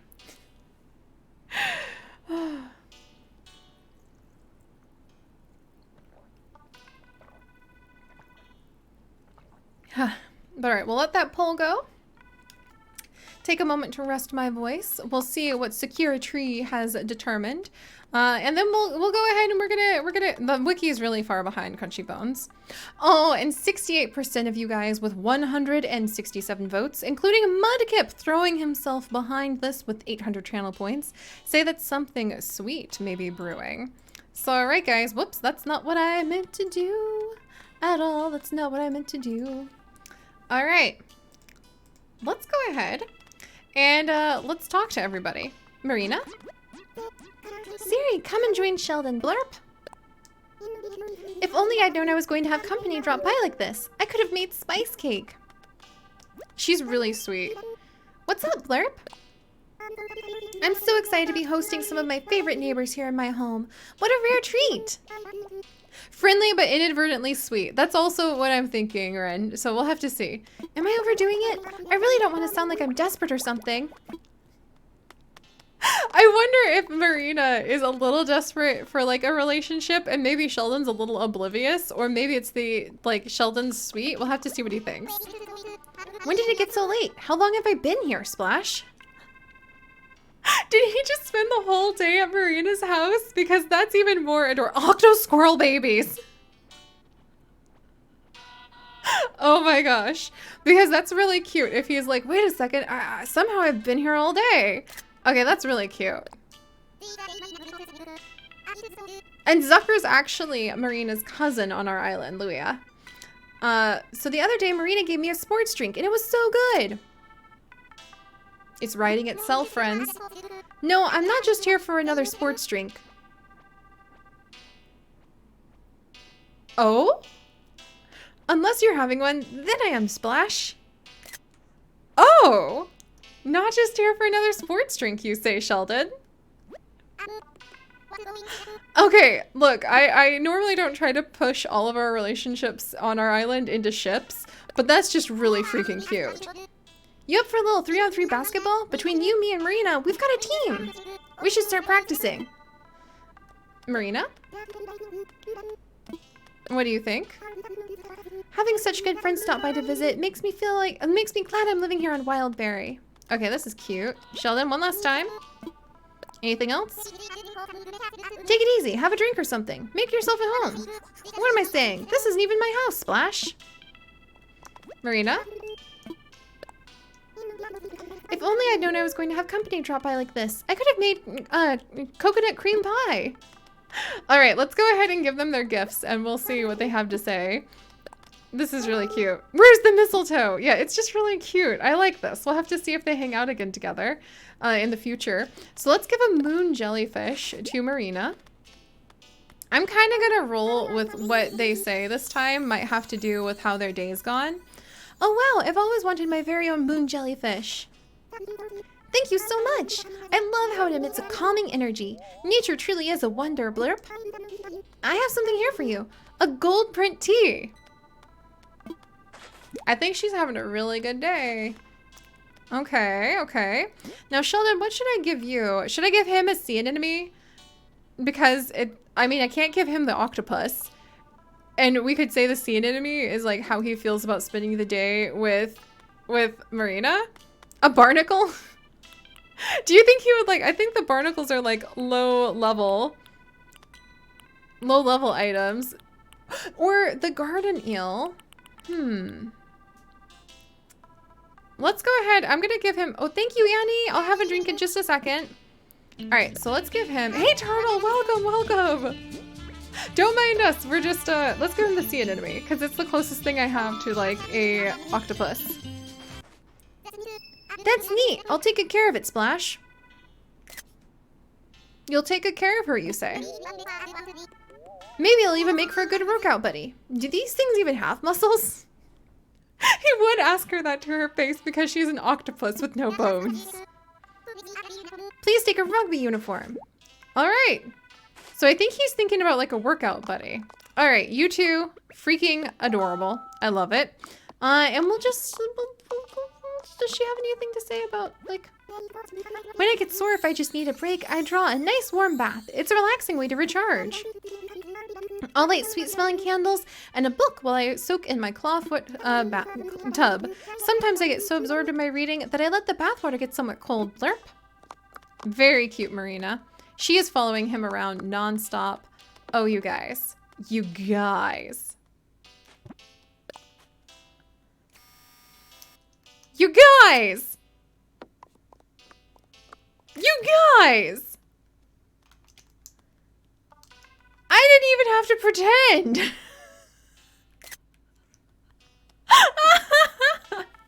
That was hilariously cute.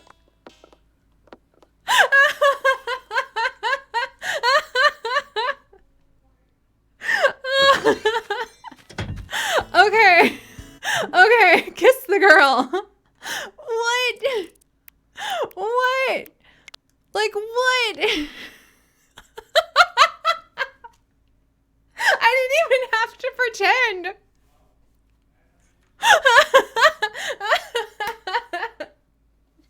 That was adorable.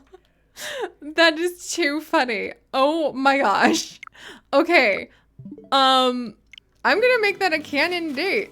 That was one of the most unexpected things that's ever happened on Wildberry. And I did not expect Sheldon to be the one. We brought Bangle over hoping that she and Sky would hook up because they were somewhat interested in dating, but they've not even talked to each other since she got here. Meanwhile, Marina moves in and instantly Sheldon is like, hi. That's really cute. I know, that's so freaking cute for Sassy Birds. I need to add that into like keeping track of all of our episodes. That was adorable. Oh, Flip, I would love for you to be able to join our nest. That was so cute. That was adorable, guys. Okay, so apparently I need to talk to Timmy and Tommy, y'all have been saying. Oh, thank you, Sir Baguette III. I will definitely look into that soon. Kiss the girl, music plays in the background. Honk. Ryan. Oh, and Annie, thank you for the tea time. I got distracted by the unexpected first ever proper, other than Julian writing all of the poetry to Meringue, the first ever proper, like, romance on the island. Hey, Sasha, yee.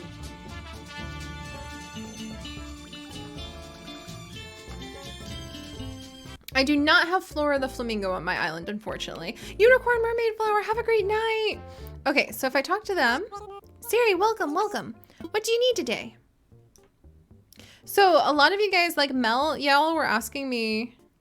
Timmy and Tommy is basically saying Timothy and Timothy is their full names. Oh, hey, Annie. Thank you, thank you. I would definitely appreciate that, Annie. What's hot today? Wooden block on the log garden table. So yeah, I was wondering why you guys wanted me to talk to them, but go to the cabinet and buy a wetsuit. And then they explain the diving thing. Thank you. Thank you, thank you. Okay, wetsuit.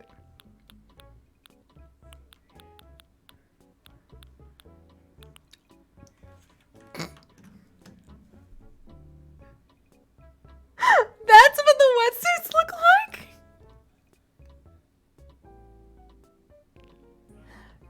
Thank you so much to the person who sent me my leaf wetsuit that I'm wearing right now. I had no idea that this was my alternative.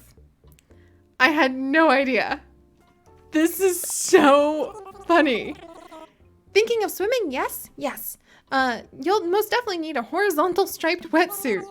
Well, before you head out to the beach, perhaps we could give you a few pointers about swimming. I don't have any pointers on your form, unfortunately. Just the basics about getting into the water. So first things first, you'll want to put on a suitable wetsuit, like this horizontal striped wetsuit. Once you're suited up, just press A, okay? Press A. If you see a shadow, press Y. So they would have explained it to me. You never know what kind of sea creatures might be lurking. Perhaps you can bring one to the surface. Well, I think that covers everything you'll need to know. So back to the item at hand. 3,000 bells. I'm good. Thanks, boys. Okay, that's hilarious. Thank you so much to the person who sent me this, because this wetsuit, it definitely says Siri. Yes, guys. Y'all need to go hang out with the Able sisters for a hot minute, okay? It definitely does look like old-timey bather suits. They're really adorable. And yes, I did actually buy... Oh, hey, Madden! Welcome, Maddie! Welcome, welcome! I did actually buy the wetsuit that we currently have on, or in the pink version, through the Nook shop. And apparently there's one you can get with Nook Miles, too. Good to remember. Oh, hey, we have a flamingo for the person who just asked if we have a flamingo. There's a leaf print wetsuit. Also, I don't have Rockin' KK, so we're gonna go ahead and order that. So, yeah, this is a great wetsuit. Very happy that we have it. All right, onwards. Oh wait, boys, I can go ahead and share you, like sell to you some of the barnacles, actually. Hey, little bug eye, good to see you. How was dinner? Also, I'm totally not going to be giving like a few of these things to my villagers, so not the full body tights. Acorn barnacles can go ahead and go. Mussel and sea grapes. For now, well, I need that Manila clam for later. And then I'll give the others as gifts to my villagers and to Blathers for now. Mussel and whelk. I want to get rarer things to give to my villagers for sure. All right, what do we have? Yes!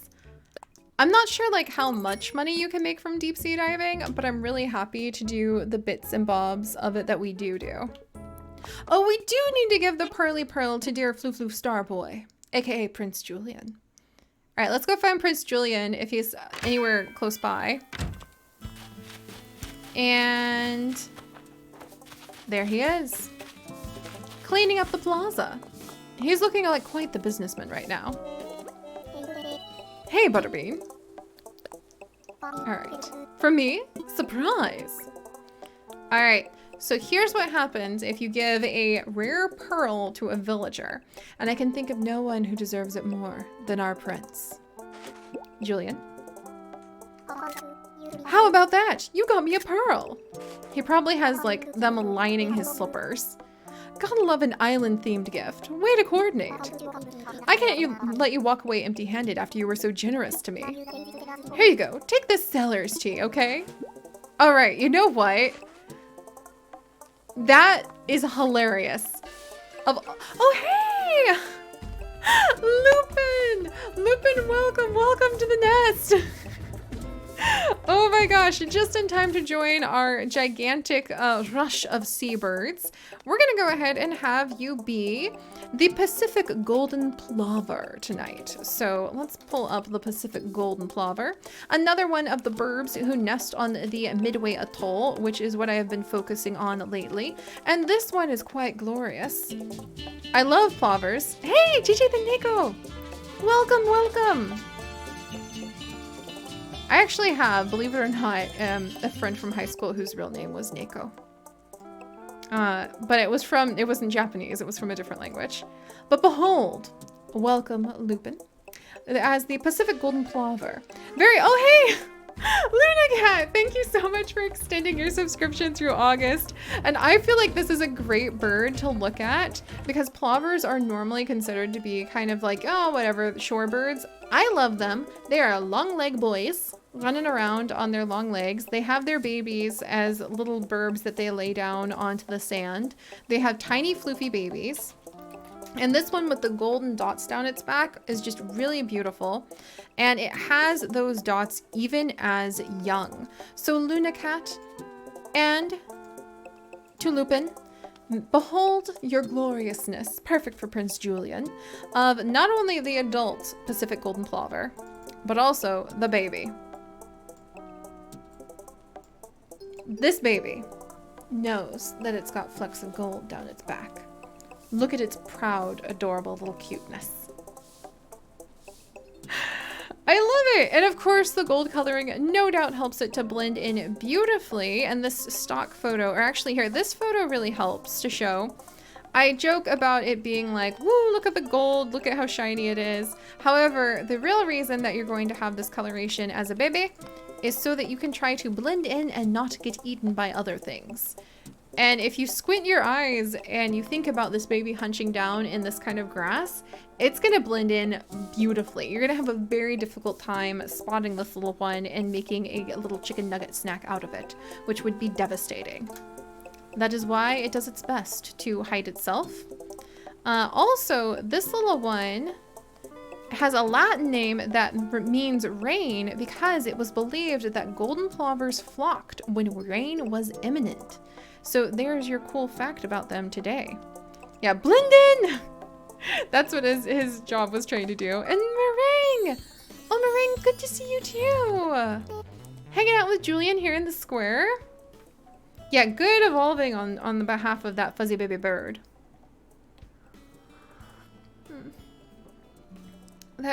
That really tempting time when my peach tea is just a little too hot to drink. I'm glad I found you, Strawberry. See, I've been thinking. Maybe I should change up my catchphrase, Strawberry. You know, reinvent myself. What do you think? I really like Strawberry. Oh, and bye, Zoomaster Mark. Do you guys think we should give her a new berry? Or do you think we should just keep it Strawberry for now?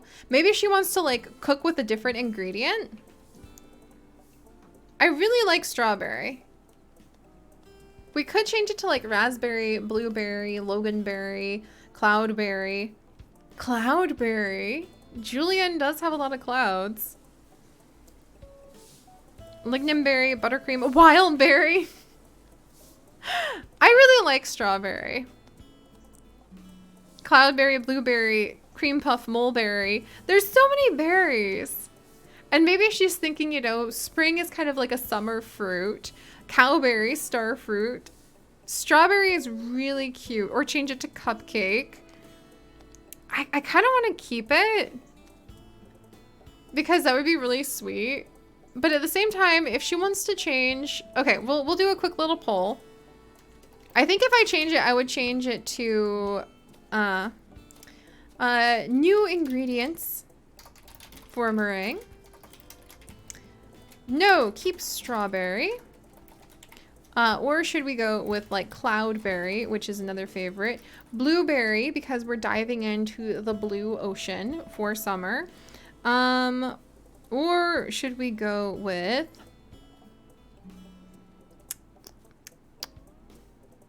sugar? Sugar cube. Just random things. Spring is a summer fruit. Sorry, Sky. When I get tired like this, I've been recording since like 8 in the morning, and then I finished recording at 4 p.m. So I was doing a lot of work and editing for the YouTube channel today from 4 to 8, or from 8 to 4. And then I had just enough time to like squeeze in a little time with chips and a little bit of dinner and stuff before doing streaming. So I start getting really wonky when the streams come around. Makes them more fun, but it also means I'm gonna be a little bit word salad sometimes. Sea grape! Oh my gosh, that's funny. Strawberries are my favorite berry. My favorite fruit is oranges.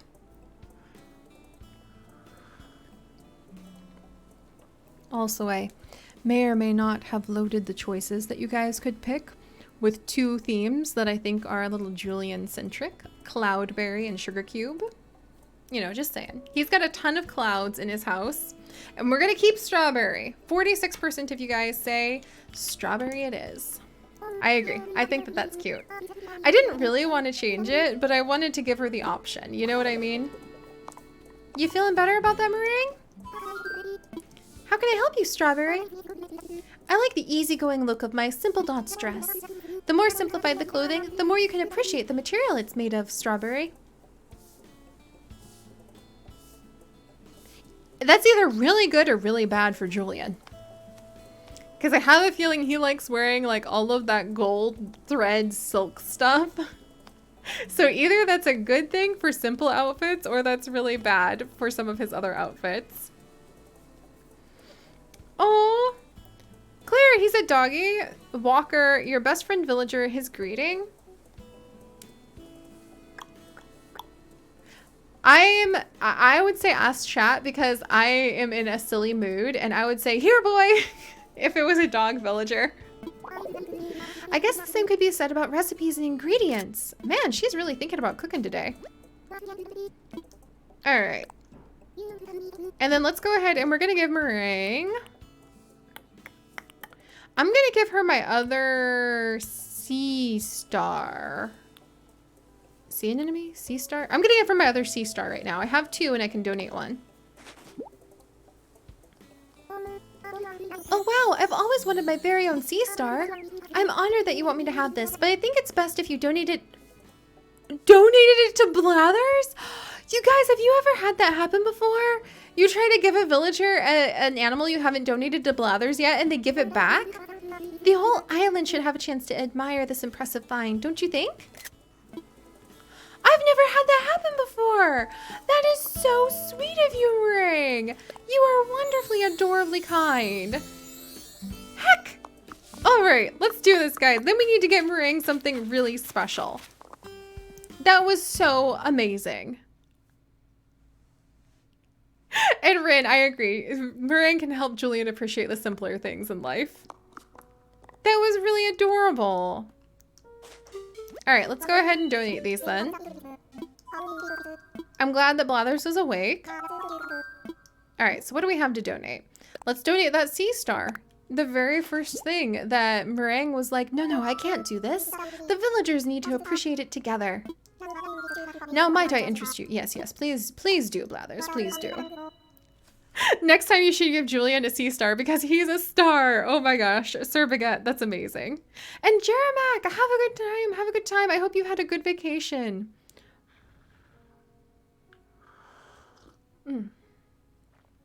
Oh, my tea's finally cool enough to drink. The sea star may appear to have 5 feet, but those are in fact its arms. And though 5-armed sea stars are most common, there are species with 20 or even 40 arms out there. Ah, but the fascinating appendage facts do not end there, Woot Woot. You see, upon each sea star's arm sprout many dozens of tiny feet. Yes, feet! They use these suction-cupped feet not to move around, but to also grab hold of dinner guests as well. Finally, it should be noted that when a sea star loses an arm, it can grow it back. More impressive yet, a severed sea star arm can sometimes grow an entire sea star body back. Facts? Can you imagine that? Okay, 40-armed sea star. Pardon? Sea star with most arms. Sea star with most arms. Like, arms. Come on. What species? The sunflower star is the largest known species of sea star. And apparently it has the most arms. Apparently, or something like that. It doesn't look like it has as many arms as they're claiming. However, it is definitely an interesting critter. Huh. So friends, this is what the sunflower star looks like for sea stars. It's pretty awesome looking. And yes, indeed, you can see on the very bottom of its arms, it has a whole bunch of tiny little things. Those are its feetsies that it crawls around to eat things with. Yeah, that's a big one. That's a big one, all right. So yeah, you want to be careful. Sea stars and sea urchins can actually destroy a lot of things when they walk around. So it's important to have that balance of an ecosystem of their predators. And a lot of scientific research actually goes into studying their arms because it's really amazing that some species can have a whole arm just cut off somehow.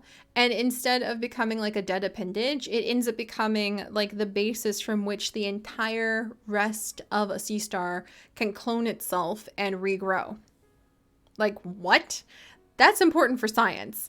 That would be really amazing to get some breakthroughs on. Kind of like the immortal jellyfish, but we'll talk about one of those in the future.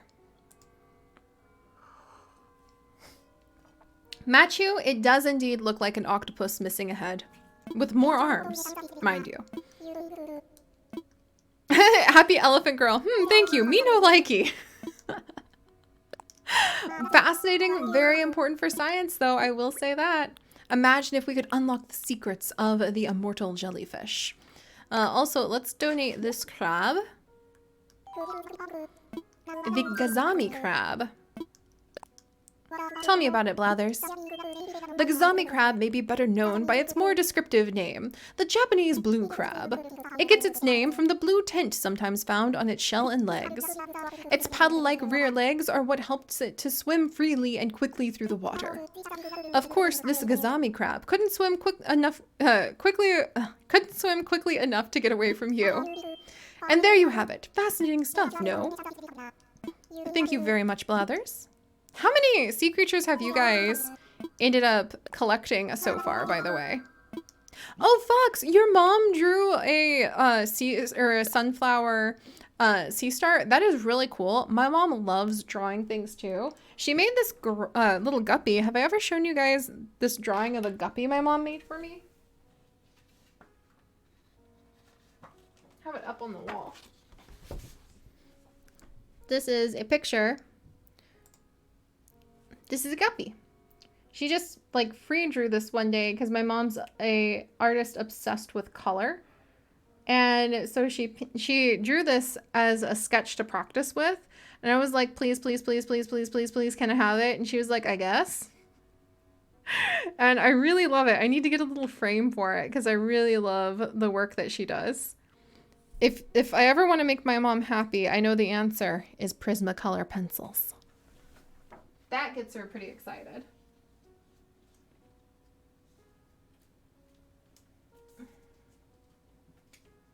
Yeah, I need to get a little frame for that. Yeah, it's gorgeous. I wish she would draw more like that, but my mom is kind of like the classic distracted artist. And sometimes I wonder if that's why I jump so many series all the time. Because she'll like get really into painting or drawing or quilting or knitting and then, or scrapbooking. She ran a whole scrapbook store. And then like the next month, she's like, I don't feel like it anymore. And she moves on to the next thing. And you're like, but I wanted more. And you can't do anything but wait until she's in the mood to do it again. Oh hey, Lennon, welcome. We're gonna go ahead and donate the abalone, which, just to remind you, is like the big abalone shell my mom also gave us. Very nice. On, is that kind of you? Yeah, jumping from thing to thing. All right, let's learn some interesting facts about the abalone. My feathers, pardon me, losing my voice a little. But the abalone is a most deceptive sea snail, woot woot. After seeing its dull brown shell from the outside, one would think it was quite plain. But take a gander inside and you'll see that the abalone's home is shimmering beauty to behold. And hey Becky, welcome to the adventures. The inner layer of the shell is made of nacre, or mother of pearl. And what a dazzling iridescent hue. So this isn't even the side of like an abalone that they're talking about, but this is what it is, nacre. Nacre, by the way, is the same stuff that pearls are made out of, because pearls are basically just a irritant, a piece of sand that got into a clam's mouth, and they covered up with a secretion to try to make it not hurt their mouth as much. Let this be a lesson. You mustn't judge a sea snail by the outer of its shell. The outside of its shell. There we go. Judge it by the inside of its shell instead. And there you have it. I love it. Yeah, on! Yeah. You may not have been here earlier on. But I was showing everybody, this is a really cool abalone shell that my mom actually sent us for Christmas, sent Chips and I for Christmas. And this is a beautiful piece that her friend painted. I'm normally not a fan of shells that have been painted or edited in some way, but her friend polished this, put some resin on it on the back so it's nice and shiny, and then painted the inside on. So if you guys missed it earlier, it has a couple humpback whales painted with paint pens on the inside of it. It's really pretty. Not normally my style, but man, she knocked it out of the ballpark. Very, very lovely. All right, come here, my friend. Put that down gently.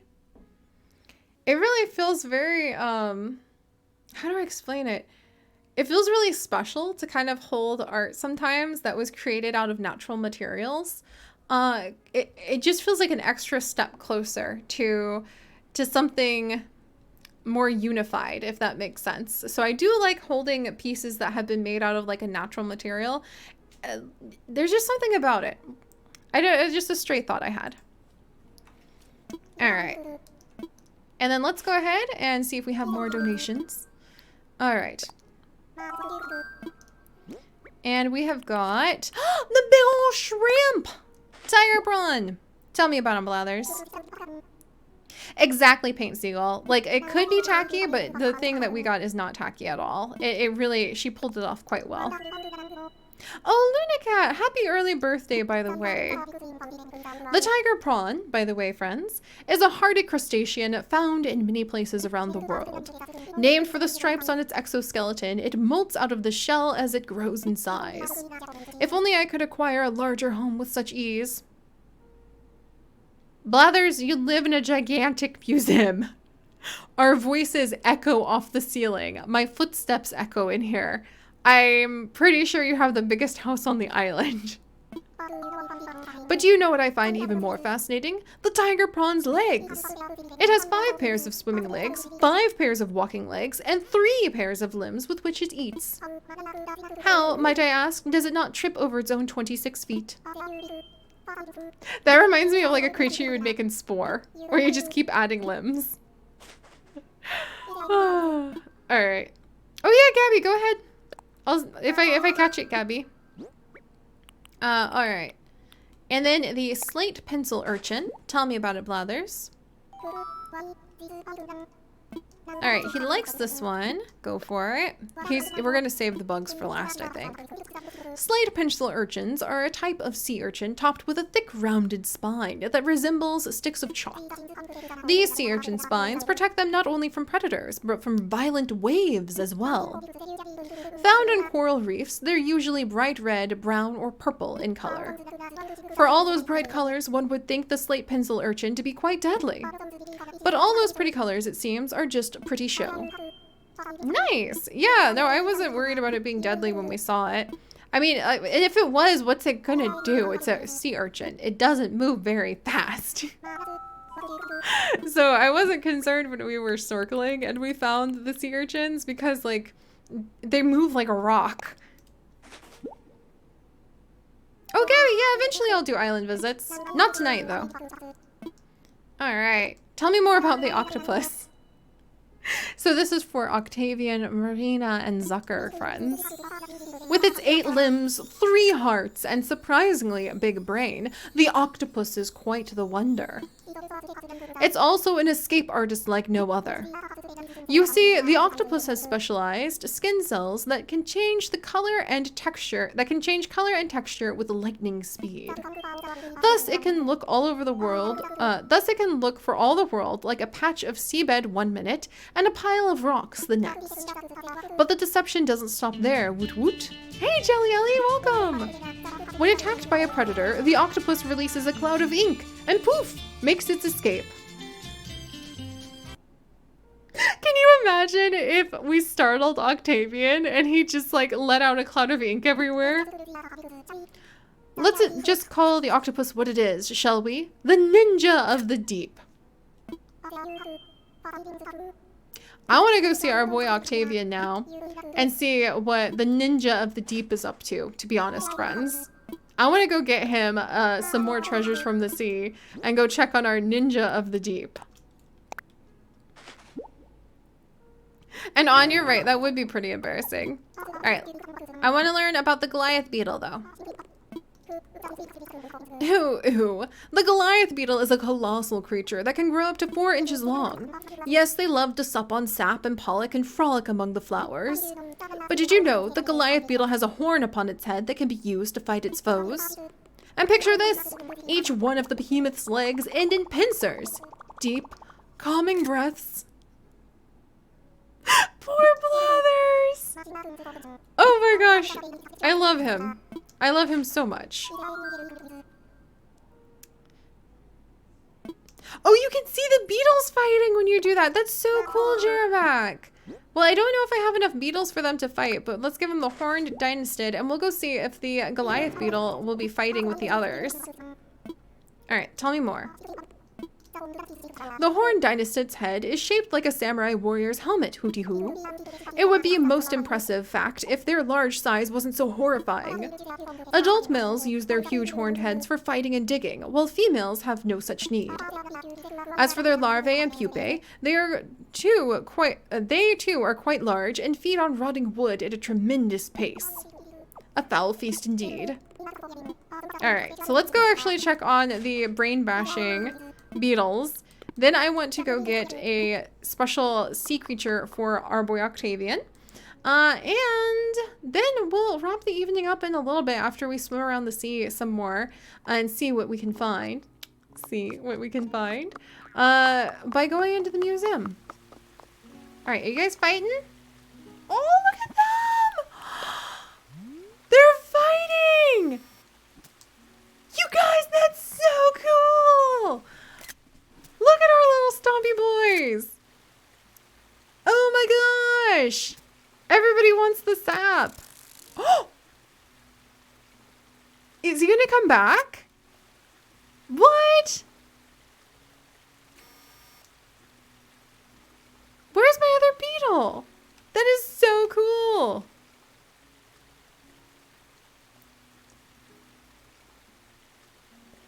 Backlog! So a couple beetles would fight in the old games, but it was always just an idle animation. Now they actually have a winner. Does it change who wins? Can you like come in for the beetle brawl and see who's battling it out on your tree?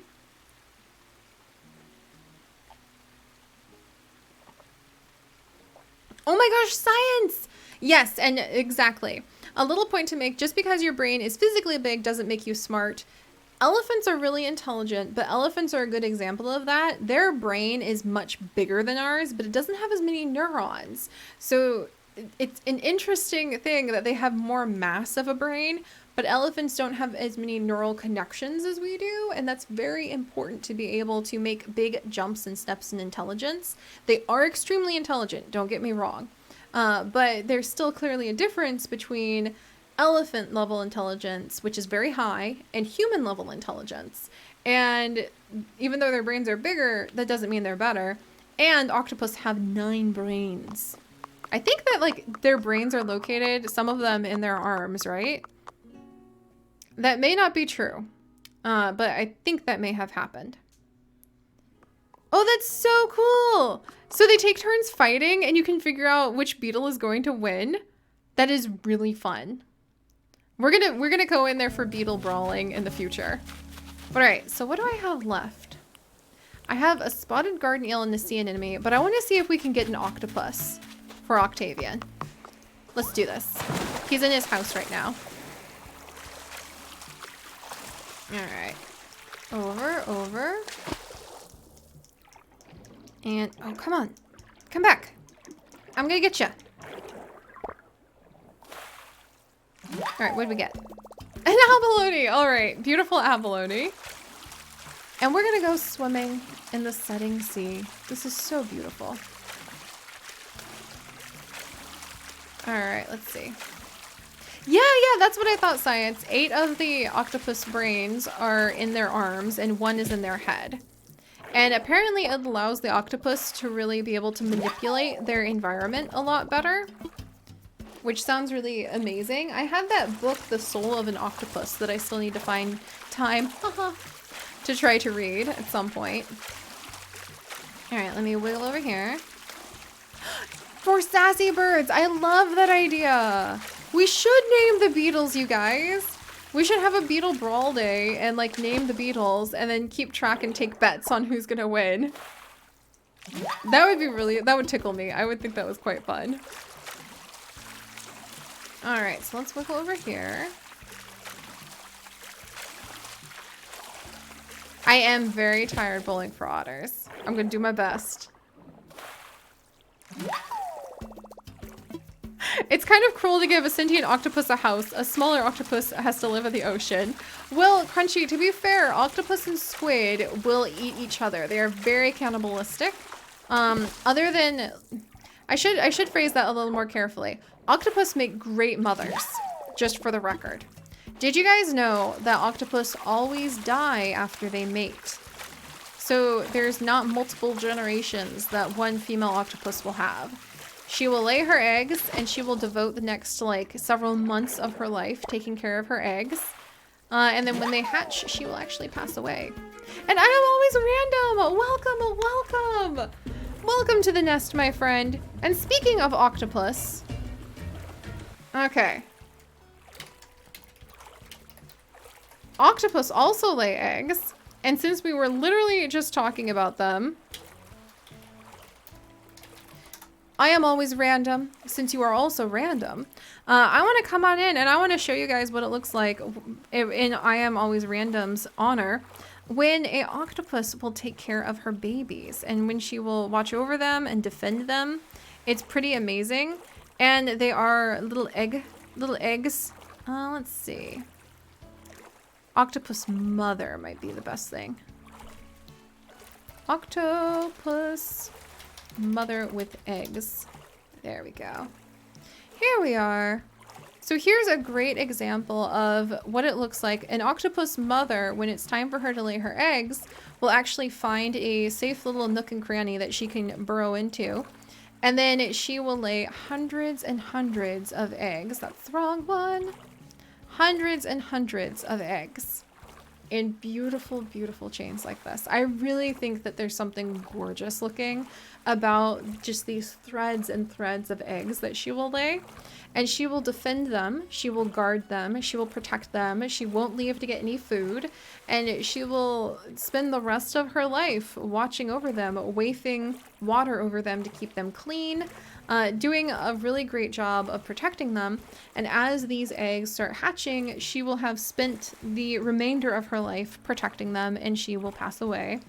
So they don't have more than one go around, and males actually die a little bit afterward. And that sounds really sad to us because that's not the way we do things. But for an octopus, that's the natural rising and setting of the sun of their life. And here's a better close-up of octopus eggs with all the tiny, tiny little octopi babies in here. To welcome I Am Always Random to the nest, because that also, you know, these are eggs too. And I think there's something just very beautiful about this. So that's one of the reasons I'm going to be reading that book, Soul of the Octopus, and sharing more octopus facts with you guys. And actually one of the low-key reasons I wanted to have all three octopus on the island, because I've really started to be quite enchanted by octopi and want to learn more about them. And so one of the last acts that an octopus will do with its life is protecting its babies and sending out literally thousands of them into the world, where they need to be careful because although they're great octopus moms, when you're teensy tiny, everybody will eat you, including your siblings. Oh, hey! Sly, thank you so much. Thank you for the raid. All right, guys. It's a raid. Man the towers, giraffes. It's a raid. Thank you so much to Sly TQ. If you guys haven't gone over and chilled with her, you definitely need to. Heckin', I can't remember my command. I'm very sorry. I'm very Susie. But you guys need to go hang out with her. We've visited with her and raided her in the past. And she's extremely sweet. How was your stream tonight, guys? Were y'all playing Animal Crossing? Were you diving into the water? Were you enjoying, like, the deep sea? We were just talking about octopus and their amazing eggs. And in case you guys have never seen an octopus mother with her eggs, also, I love spotted garden eels. Behold, we were talking about many, many dozens of shorebirds, and we were appreciating how beautiful a mother octopus looks with her eggs. Because this is one of the prettiest things I've ever really seen in the world, I think. Just this intelligent, wonderful creature watching over her babies and protecting them through the rest of her life. So, oh, welcome, guys. Courtney, welcome to the adventures. I hope you guys had a good night. Giraffe, give leaf to raiders. Thank you, giraffes, for rallying around and welcoming our raiders on in. All right.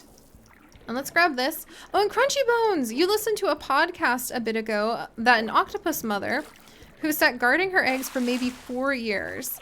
Yes. Oh, wow. Oh, and Reina, so how do they die after their eggs hatch? They actually don't go look for any food, and they die of starvation shortly after their eggs hatch. And you think they would just go find food, right? But that's just not the way they're built. Kind of like moths. Moths, a lot of moth species like the Luna moth and like mayfly species, they're just built to have their babies. And then it's just the end of, I think basically the best way to think about it with octopi is if they reach the age of like, of having their eggs, that's like their 80. Does that make sense? So it's not like they're having their babies in their early 20s or something like that. From an octopus lifespan, they're having their babies in their 80s, like in the literal sunset time of their lifespan. Also, what did we catch? Yes! Another one of these really cool slate pencil urchins. We're looking for an octopus though. I want to see, now that we've talked about the octopi so much, if we can find an octopus for old man Octavian. Oh wow, Lupin! You got to raise 3 Luna moths for a homeschool project many years ago and it was awesome. You also raised about 10 monarch butterflies. That is so cool. You know what, you guys? If Chips and I'm gonna look it up. What do you guys think about raising some butterflies together? Like as a little sea slug! I love it! What do you guys think about raising some butterflies together? I could look up some like native species that are cool to raise for our area. And then we could try raising some butterflies. I need to see like what time of year is best for that, if any, for North Carolina. What species would be appropriate to have in North Carolina. And how we would go around that. Lupin, was it difficult to raise butterflies? Because I would really love to do that and share the experience with you guys, like on vlogs, and check in on our little butterflies. That'd be really cool, wouldn't it? Maybe we could have like little butterfly adoptions.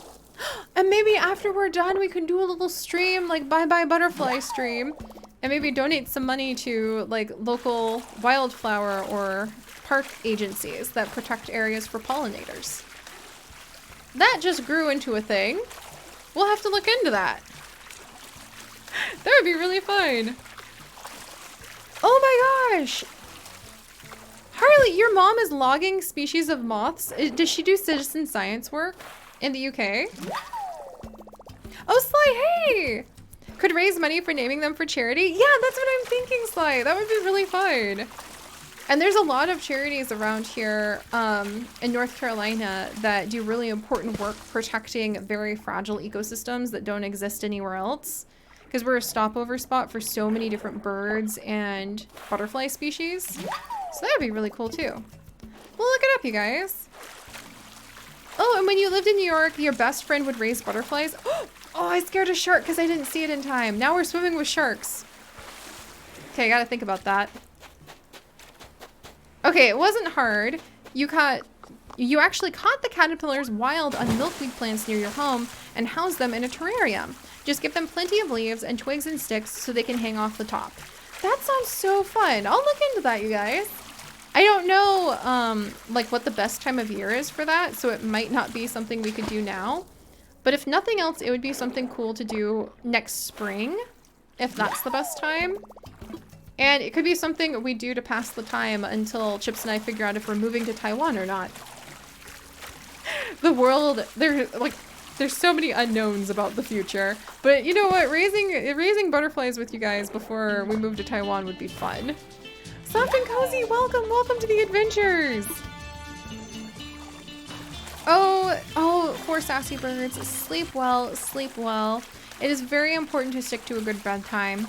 Oh geez, and it's already getting close to my bedtime here too. All right, come on, octopus. I want something to give the old man. Oh, yeah, well, we're gonna try really hard. I'll look it up, see what we've got. I love how many spotted garden eels we have. I can give Octavian a spotted garden eel at least. We've almost swam the whole length of the island. I love that. I love that we can just swim around our island now. See, bedtime is important. Also, Chips and I have a lot of family things going on tomorrow, so we won't be able to stream tomorrow, but we'll come back on Sunday. And I hope all of you who are in the US that might be celebrating the 4th will be safe and socially distanced and masked if you are going to a public event. We're just gonna have like a little family event on Zoom, which is gonna be fun. No fireworks this year. Or last year, now that I think of it. They tried to do fireworks where we lived last year in Michigan, and somebody in the park ended up shooting the fireworks into the trees. And we decided that it was time to go. Oh no, moon jellyfish! Okay, we'll swap that. Alright, let's see. Out with the acorn barnacle. This is really fun. I like doing laps. Sheldon and I can be workout buddies. I totally forgot that Sheldon kissed Marina tonight. Or Marina kissed Sheldon. Or it was an accident. I think an accident would be the cutest answer. Gentlemen, maybe we could search videos of fireworks to watch instead. That might be really fun. I have a feeling we might listen to some classical music. Oh, hey, Strawberry Shortcake. Welcome to the adventures. I have a feeling I'll be doing a lot of deep sea diving. And we're gonna make that delicious curried tofu that Chips made for the first time whilst we were streaming and I went bonkers for. So that's happening. All right. And we're gonna swap out the barnacles. I'm really hoping we get something super fun and rare.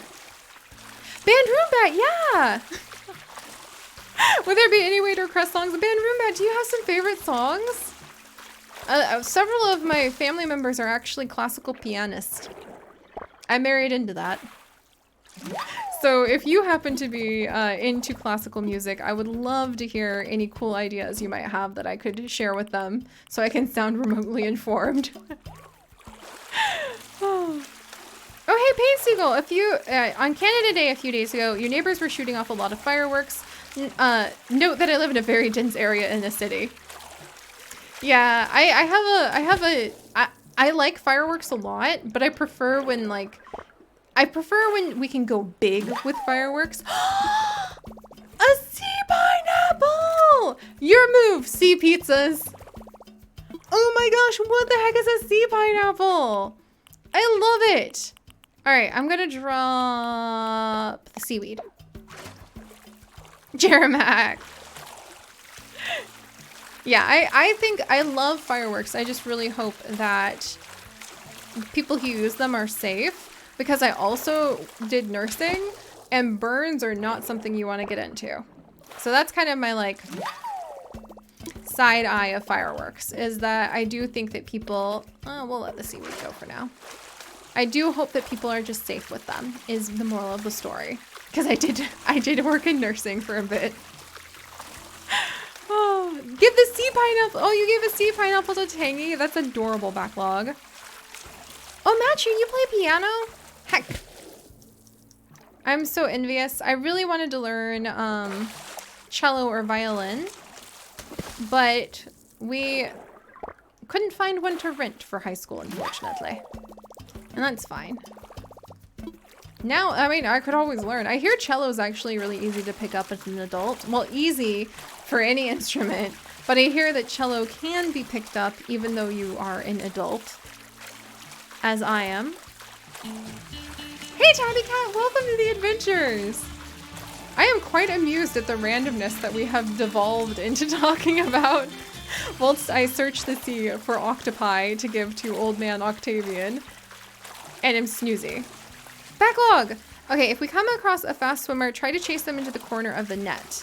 I try to turn and they try to turn you can cut them off. Good to note. All right, so some of these guys, oh, is this a fast swimmer? I mean, I still caught him. It's a crab! Okay, let's go ahead, swap it. Band Roombat! You play flute, piano, French horn, guitar, bass guitar, ocarina, and piccolo?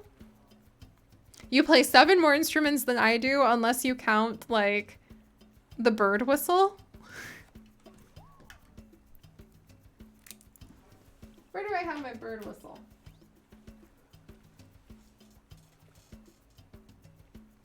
All right. I don't know where it is. Somewhere. But I have a bird whistle. It's a little clay bird with a little tail that's a whistle. Can that I'm a professional bird whistle player. Can that count? But can I play the spoons? Backlog, you're asking the real questions. Crunchy Bones, no, I actually worked when I was doing like my nursing training and everything, and when I was a CNA and worked as a CNA, I actually specialized either with geriatrics or with peds. So I thankfully I never had to do like burn unit stuff. Heckin', that would have been hard. No, thank you. So I worked mostly with the old folks, and that's when I learned that if you want to ever do anything good for yourself, like try to have a healthy diet, take care of your body, and don't smoke. Like, oh my gosh. Those are the lessons I learned. Also, you could marry a lot of people over the course of your life. I will never forget going into one woman's room when I worked in a nursing home, and she was pretty healthy for the most part, just needed some care and didn't really have anybody else in her life. So she was in our unit. And she was an amazing woman because you would walk in and she would tell you about her 7 husbands. And you'd look on the wall and it was just picture after picture after picture of her weddings. And she had married like 3 husbands that she outlived them all. She had married 3 of her husbands when she was young, and then a couple when she was like middle-aged. And then she had married the last of them when they were all old. But she had some great stories about it. And I remember her when I think about like, you know, being able to keep going even when things get rough. She just found love again and again and again and again. And she had a really like, oh no, don't release the sea pineapple. She always would joke. She'd be like, I swear I'm not a black widow. Oh, hey, Alari, you're still chilling. Oh my gosh. So you once had a bird whistle? Oh, but it shattered. Art fight? What? Oh my gosh. Okay, other artists, y'all need to definitely, it's another scallop. Y'all need to chime in with Alari. I am a little out of the loop on that. Where's Pascal? Pascal? Does he not show up for every scallop? Pascal! Pascalip, I wanted you to be here. All right. And Larry, you can post in our art area too in our Discord to like get more people on the art fight, because that sounds kind of awesome. Pascal is once per day. All right, I can put up with that. All right, any last minute things? Any fish want to come and be an octopi that I can give to my old man Octavian? Oh, hello here. Yeah, I did learn a lot from working in a nursing home in terms of like wisdom and stuff like that. But honestly, it seriously just boiled down to don't smoke, don't smoke, don't smoke, don't smoke. Like that's all the old folks really had to tell me because they really didn't like having COPD. Take care of your body and don't wait till you're old to live. That was the biggest thing that wasn't related to not smoking that the old folks would tell me, is that they really didn't like that they waited until they were in their 60s and to really try to go on adventures and embrace life. And I mean, I think that's something to definitely think carefully about. Also, let me swap this guy. I think we've got all of what we're gonna get, my friends. So I'm gonna release a whelk. And let's go take Grandpa Octavian something. Oh, Tabby, hey! Yeah, we actually stream over here on Twitch because we can build up such a nice, wonderful, warm community.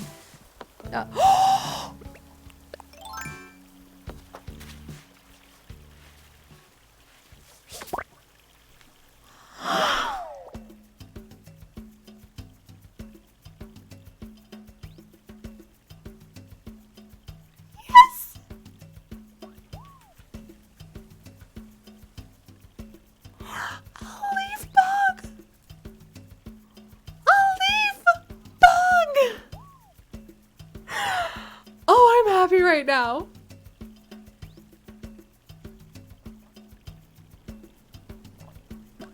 I'm so happy. I love leaf bugs. Mocha, they are one of my absolute favorites too. I caught a walking leaf. It seems to be taking it in stride. But I can't carry anything else. Yeah, swap it. Hello. All right, what can I throw on the ground? Fossil, you're out of here. You guys, that was so cool. Oh my gosh, I'm tickled. That was fantastic. All right, so let's go ahead. We're gonna turn in a couple things to Blathers real quick. I'm so happy. I'm so happy. I love leaves, if you can't tell. Like all of the leaves behind me. And the leaves on my ears. And the leaves that I'm wearing on my necklace. Alright, Blathers, I got some donations. I'm a little tired, but we're gonna do this. Scallop first, friend. Alright. I didn't know you could turn the scallops in too, so this makes me happy. But I want to see Pascal eat that scallop so badly. Ah, the scallop. It just goes to show that you can't keep a good bivalve down. While most members of its family are known for staying put, the scallop is a nimble fellow indeed.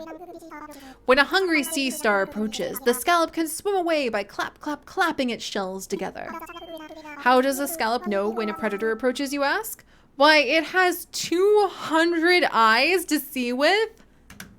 Blathers. You jest, surely. I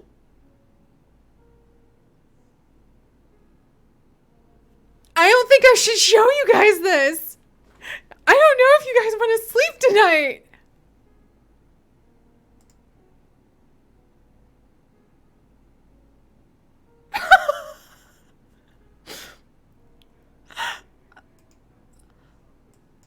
I need like a disclaimer. I need like a warning, but this is for science. I mean, guys, like,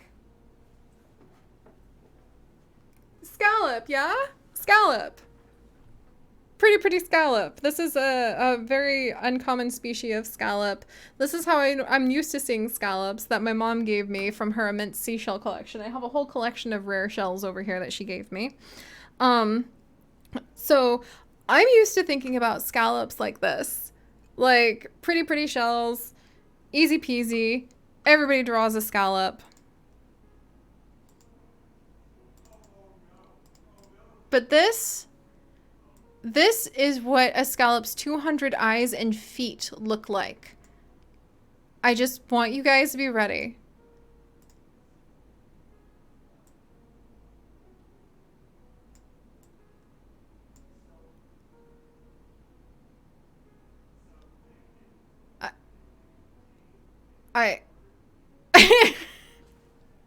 It's so pretty. Again, yeah, I should rather you have regrets, Fox.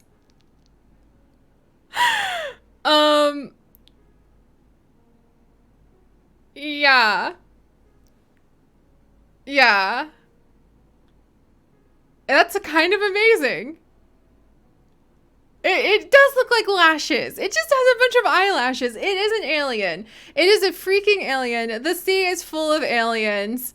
The end. It's really cool. I'm not trying to downplay how cool this is, but I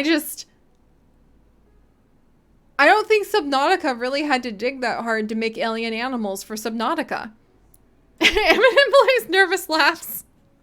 It does look like something from Harry Potter or something like that, or from a fanged frisbee. It's really cool. I think that that's amazing. I love how every single night we're able to look up more things that I had no idea about with science, especially with the ocean. It makes one wonder what the scallop sees with all those eyes. I fear it sees into my very soul. And there you have it. Fascinating stuff, no? I wasn't ready. That was amazing. Like, what? You don't have to look, Banroom Bat. Don't worry. I actually feel a little off kilter, and I normally don't. With that. Not sleeping, it was worth it, Cookie. That's hilarious. All right, let's calm things down with the sea pineapple. Try not to gawk as you look upon the sea pineapple. Its particular look is simply one of nature's many jokes. Though it may look like a half-rotten hunk of fruit, the sea pineapple is no plant, shellfish, or even sea slug. It's a tourniquet, woot woot, a fancy name for a shallow water filter feeder with a taste for plankton. It should be noted that the sea pineapple looks like a tadpole when it's young and can still swim about. Alas, its youthful cuteness wears off once it attaches itself to a good rock. But let's put insults aside. All right, youthful cuteness.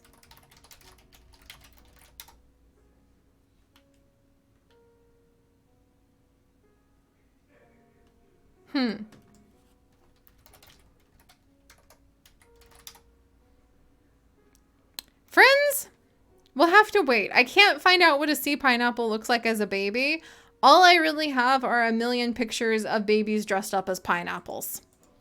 We'll find out in the future. Science, that's so cool. Yeah, think about it. I don't mean to act like a scallop and its amazing eyes are creepy either. You guys know how important I think it is to normalize all of the different aspects of our world, from bugs to things like snakes and bats and other things that people usually see as creepy. Really working hard to protect our planet is also to normalize that that's actually one of the wonders of our world, not something to be spooked about. But that definitely, I wasn't expecting it. Sea pineapples are full of water, you see, and I fear we're asking for a squirt in the eye. All right, so we'll have to look up sea pineapples in the future, because when I tried, it just was giving me pictures of babies, like actual human babies. That's not a sea pineapple. All right, and then finally, walking leaf. All right, Blathers. Sorry, Blathers. I gotta know about this beauty, though. What a fraud! What a phony! The walking leaf is, in fact, the very embodiment of a lie. This master mimic looks like a tree leaf all the way down to the tiniest details. In fact, this bug has been known to sway to and fro as it walks, just so it looks like a leaf blowing by in the wind. And the fakery works! These insects look so much like leaves that even leaf-eating insects nibble on them. Lying liars, indeed. Anywho, my sincerest thanks. Alright, guys, that was freaking adorable. I love that. I freaking love that. Alright, come along, Blathers. Oh wow, science! After 8 hours, you've caught half of the new diving creatures. That is so cool. I hope to catch more. For now, though, let us go ahead, step on in to see what Octavian's up to. And then, Octavian? I think you're feeling fishy. He's wearing the sushi costume, friends. He's feeling pretty fishy right now. How you doing, old man? Well, nice of you to finally show up. Wait, what? I'm just joshing around with you, Splash. I remember when I was just starting in with the DIY stuff, Splash.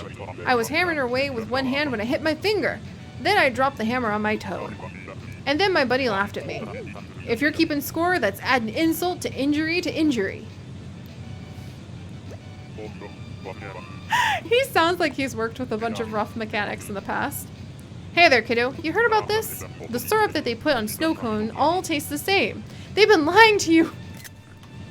You guys, he's been talking to Zucker. He has been talking to his nephew Zucker, who runs the summer festival booth, the summer food festival booth, because he is shocked. He is stunned. He is learning all of the secrets of the summer food festival booth from his nephew. That's freaking hilarious. Trade secrets from Zucker. Exactly, Gnu. Exactly. Trust me, the cherry may be red and the blueberry may be blue, but they all taste like banana. Unrelated, the doc says I gotta get my sense of taste checked out one of these days. Good night, Nia, good night. Alright, Octavian. Oh, you guys! We have an Octavian quest! What the heck? Actually, okay, hang on, wait a second. A package for Sheldon got delivered at my house because nobody knows what they're doing. Do you guys think that Octavian is telling us to check up on Sheldon? Because Sheldon has been hanging around with Octavian's niece, Marina. Do you think this is Uncle Octavian unsure about the developments between Sheldon and Marina? Yeah, that's what you guys think's happening? I think that's what's happening too. I actually think this is Octavian being like, wait a second. What's he doing around my niece? 1000% all the way. I love this. I love how the roleplay of Wildberry just writes itself. I can't wait to just see. One day we're going to sit down and see this big wiki entry of just all the roleplay events from like Miss Kitty all the way to Cranston and his grandma. Now we've got Sheldon, Marina, and Octavian. I'm kind of busy right now. Mostly I'm busy not doing things. Like not doing things that ain't my job. Still, this package is there taking up room. It'd sure be nice to have it gone. What should I do? I'll deliver it for you. Alright, let's go spy on Sheldon and see what he's up to. It's already late, so I don't mind if you just get it to him tomorrow. Alright, let's go see if we can find where Sheldon is, and then we'll be back. Overprotective Octavian Octopus. That is perfect bowling for otters. Sheldon, well, that just happened. Octavian, I had no idea. Alright. And Marina is just standing here, like, looking over the bridge at Sheldon's house. Come on, guys. This is getting ridiculously adorable. Alright, let's see what's going on here. Jeremac, we'll sleep soon, friend. I need to go to sleep very soon, too. 10 p.m. is my bedtime. I had a feeling you'd show up. Delivery time. Alright, dude. Octavian's on to you. You kissed Marina today. We all saw it. What? My package was delivered to Octavian? I wonder if it's something from Marina. What do we have here? I have trouble remembering things I ordered sometimes. Let's have a little quiz. What do you think is in the box? If you guess right, I'll give you a nice prize. Alright, guys. Furniture or clothing?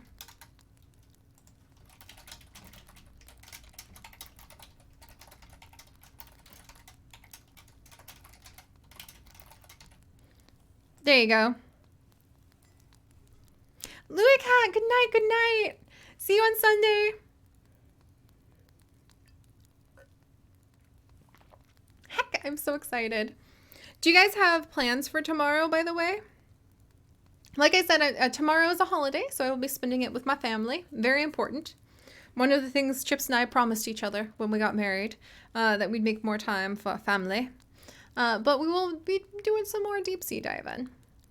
Oh, good news! You plan on swimming around your island, right? Yes. And actually, I'm really glad if... This is going to sound weird, but I'm really happy to hear if you don't have plans. In the way that I really hope everybody stays safe. Because now is not the time to be going out in big crowds. Oh. Sheldon having a heart. Having Sheldon's heart. Well, I mean, like, not an actual physical heart bowling for otters. Just, you know, something sweet. That's not going to figure out what it is, though. Sheldon's heart. Okay, thanks, guys. I'm going to guess that it's clothing. I'm going to guess that it's clothing. Clothing? Well, only one way to find out. It was clothing! Congrats, it's yours now. Alright, so the painter's coverall I ordered online, all yours. And please thank Octavian for me too. Okay, so painter's coveralls. Do you think Marina likes to paint? Because I'm not sure exactly what to think about that. Painter's coveralls. Let's place them down.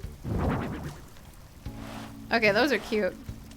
Alright, I'm gonna add that to the pile and think about how to interpret that in a roleplay sense later.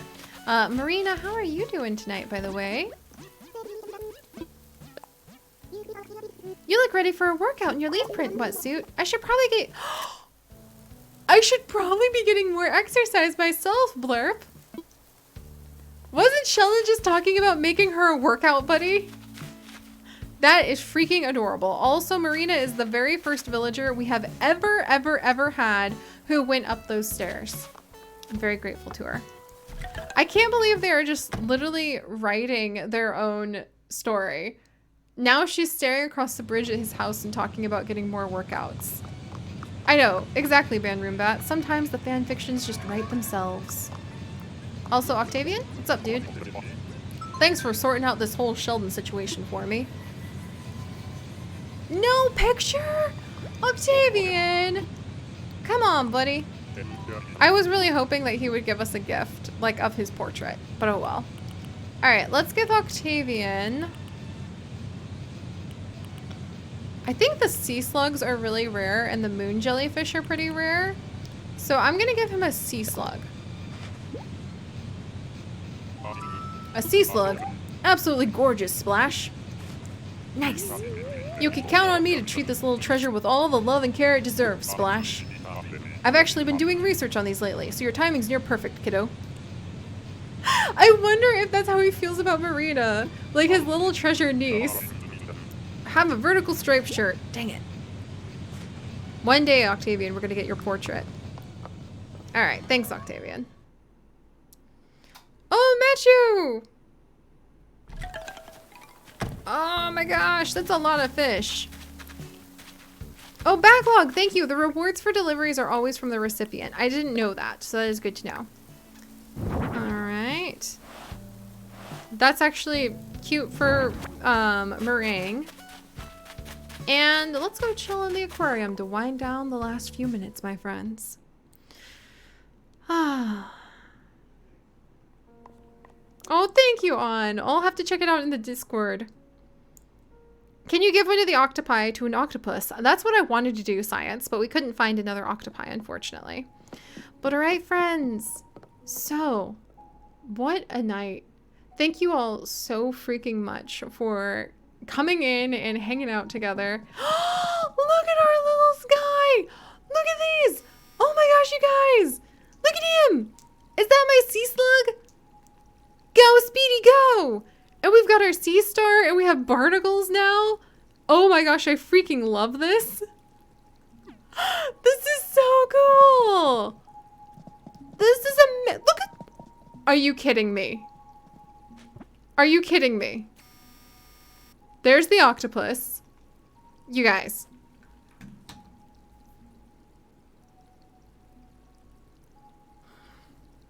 I'm gonna ask Chips for a museum date tomorrow.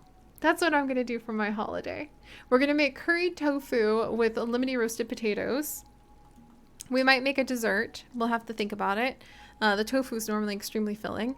And then I want a museum date with my husband so I can show him my little, like, flap fish. Look at him go. He's a little crab. He's doing his best. I love him. Oh, all right. And then let me go ahead and figure out what we're going to be up to now. Dun dun dun dun dun dun dun dun. And I really like fish. I'm trying to think.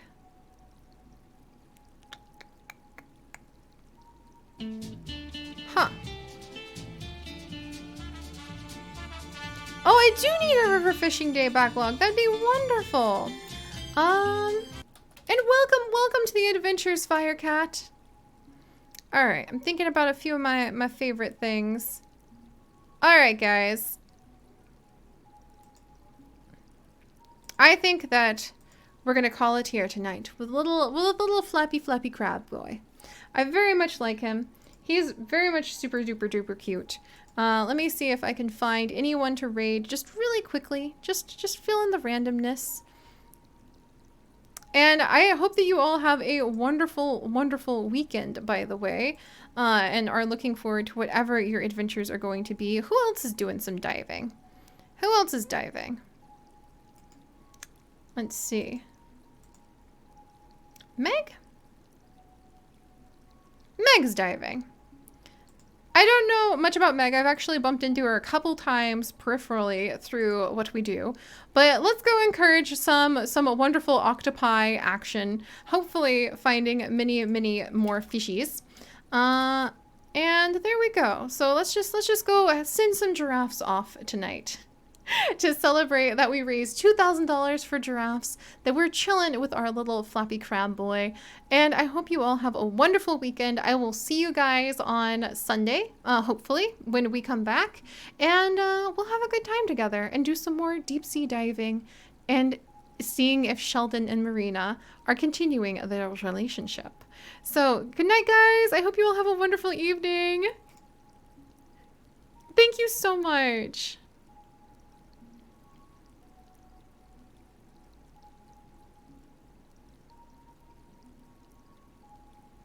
Flappy, flappy crab boy.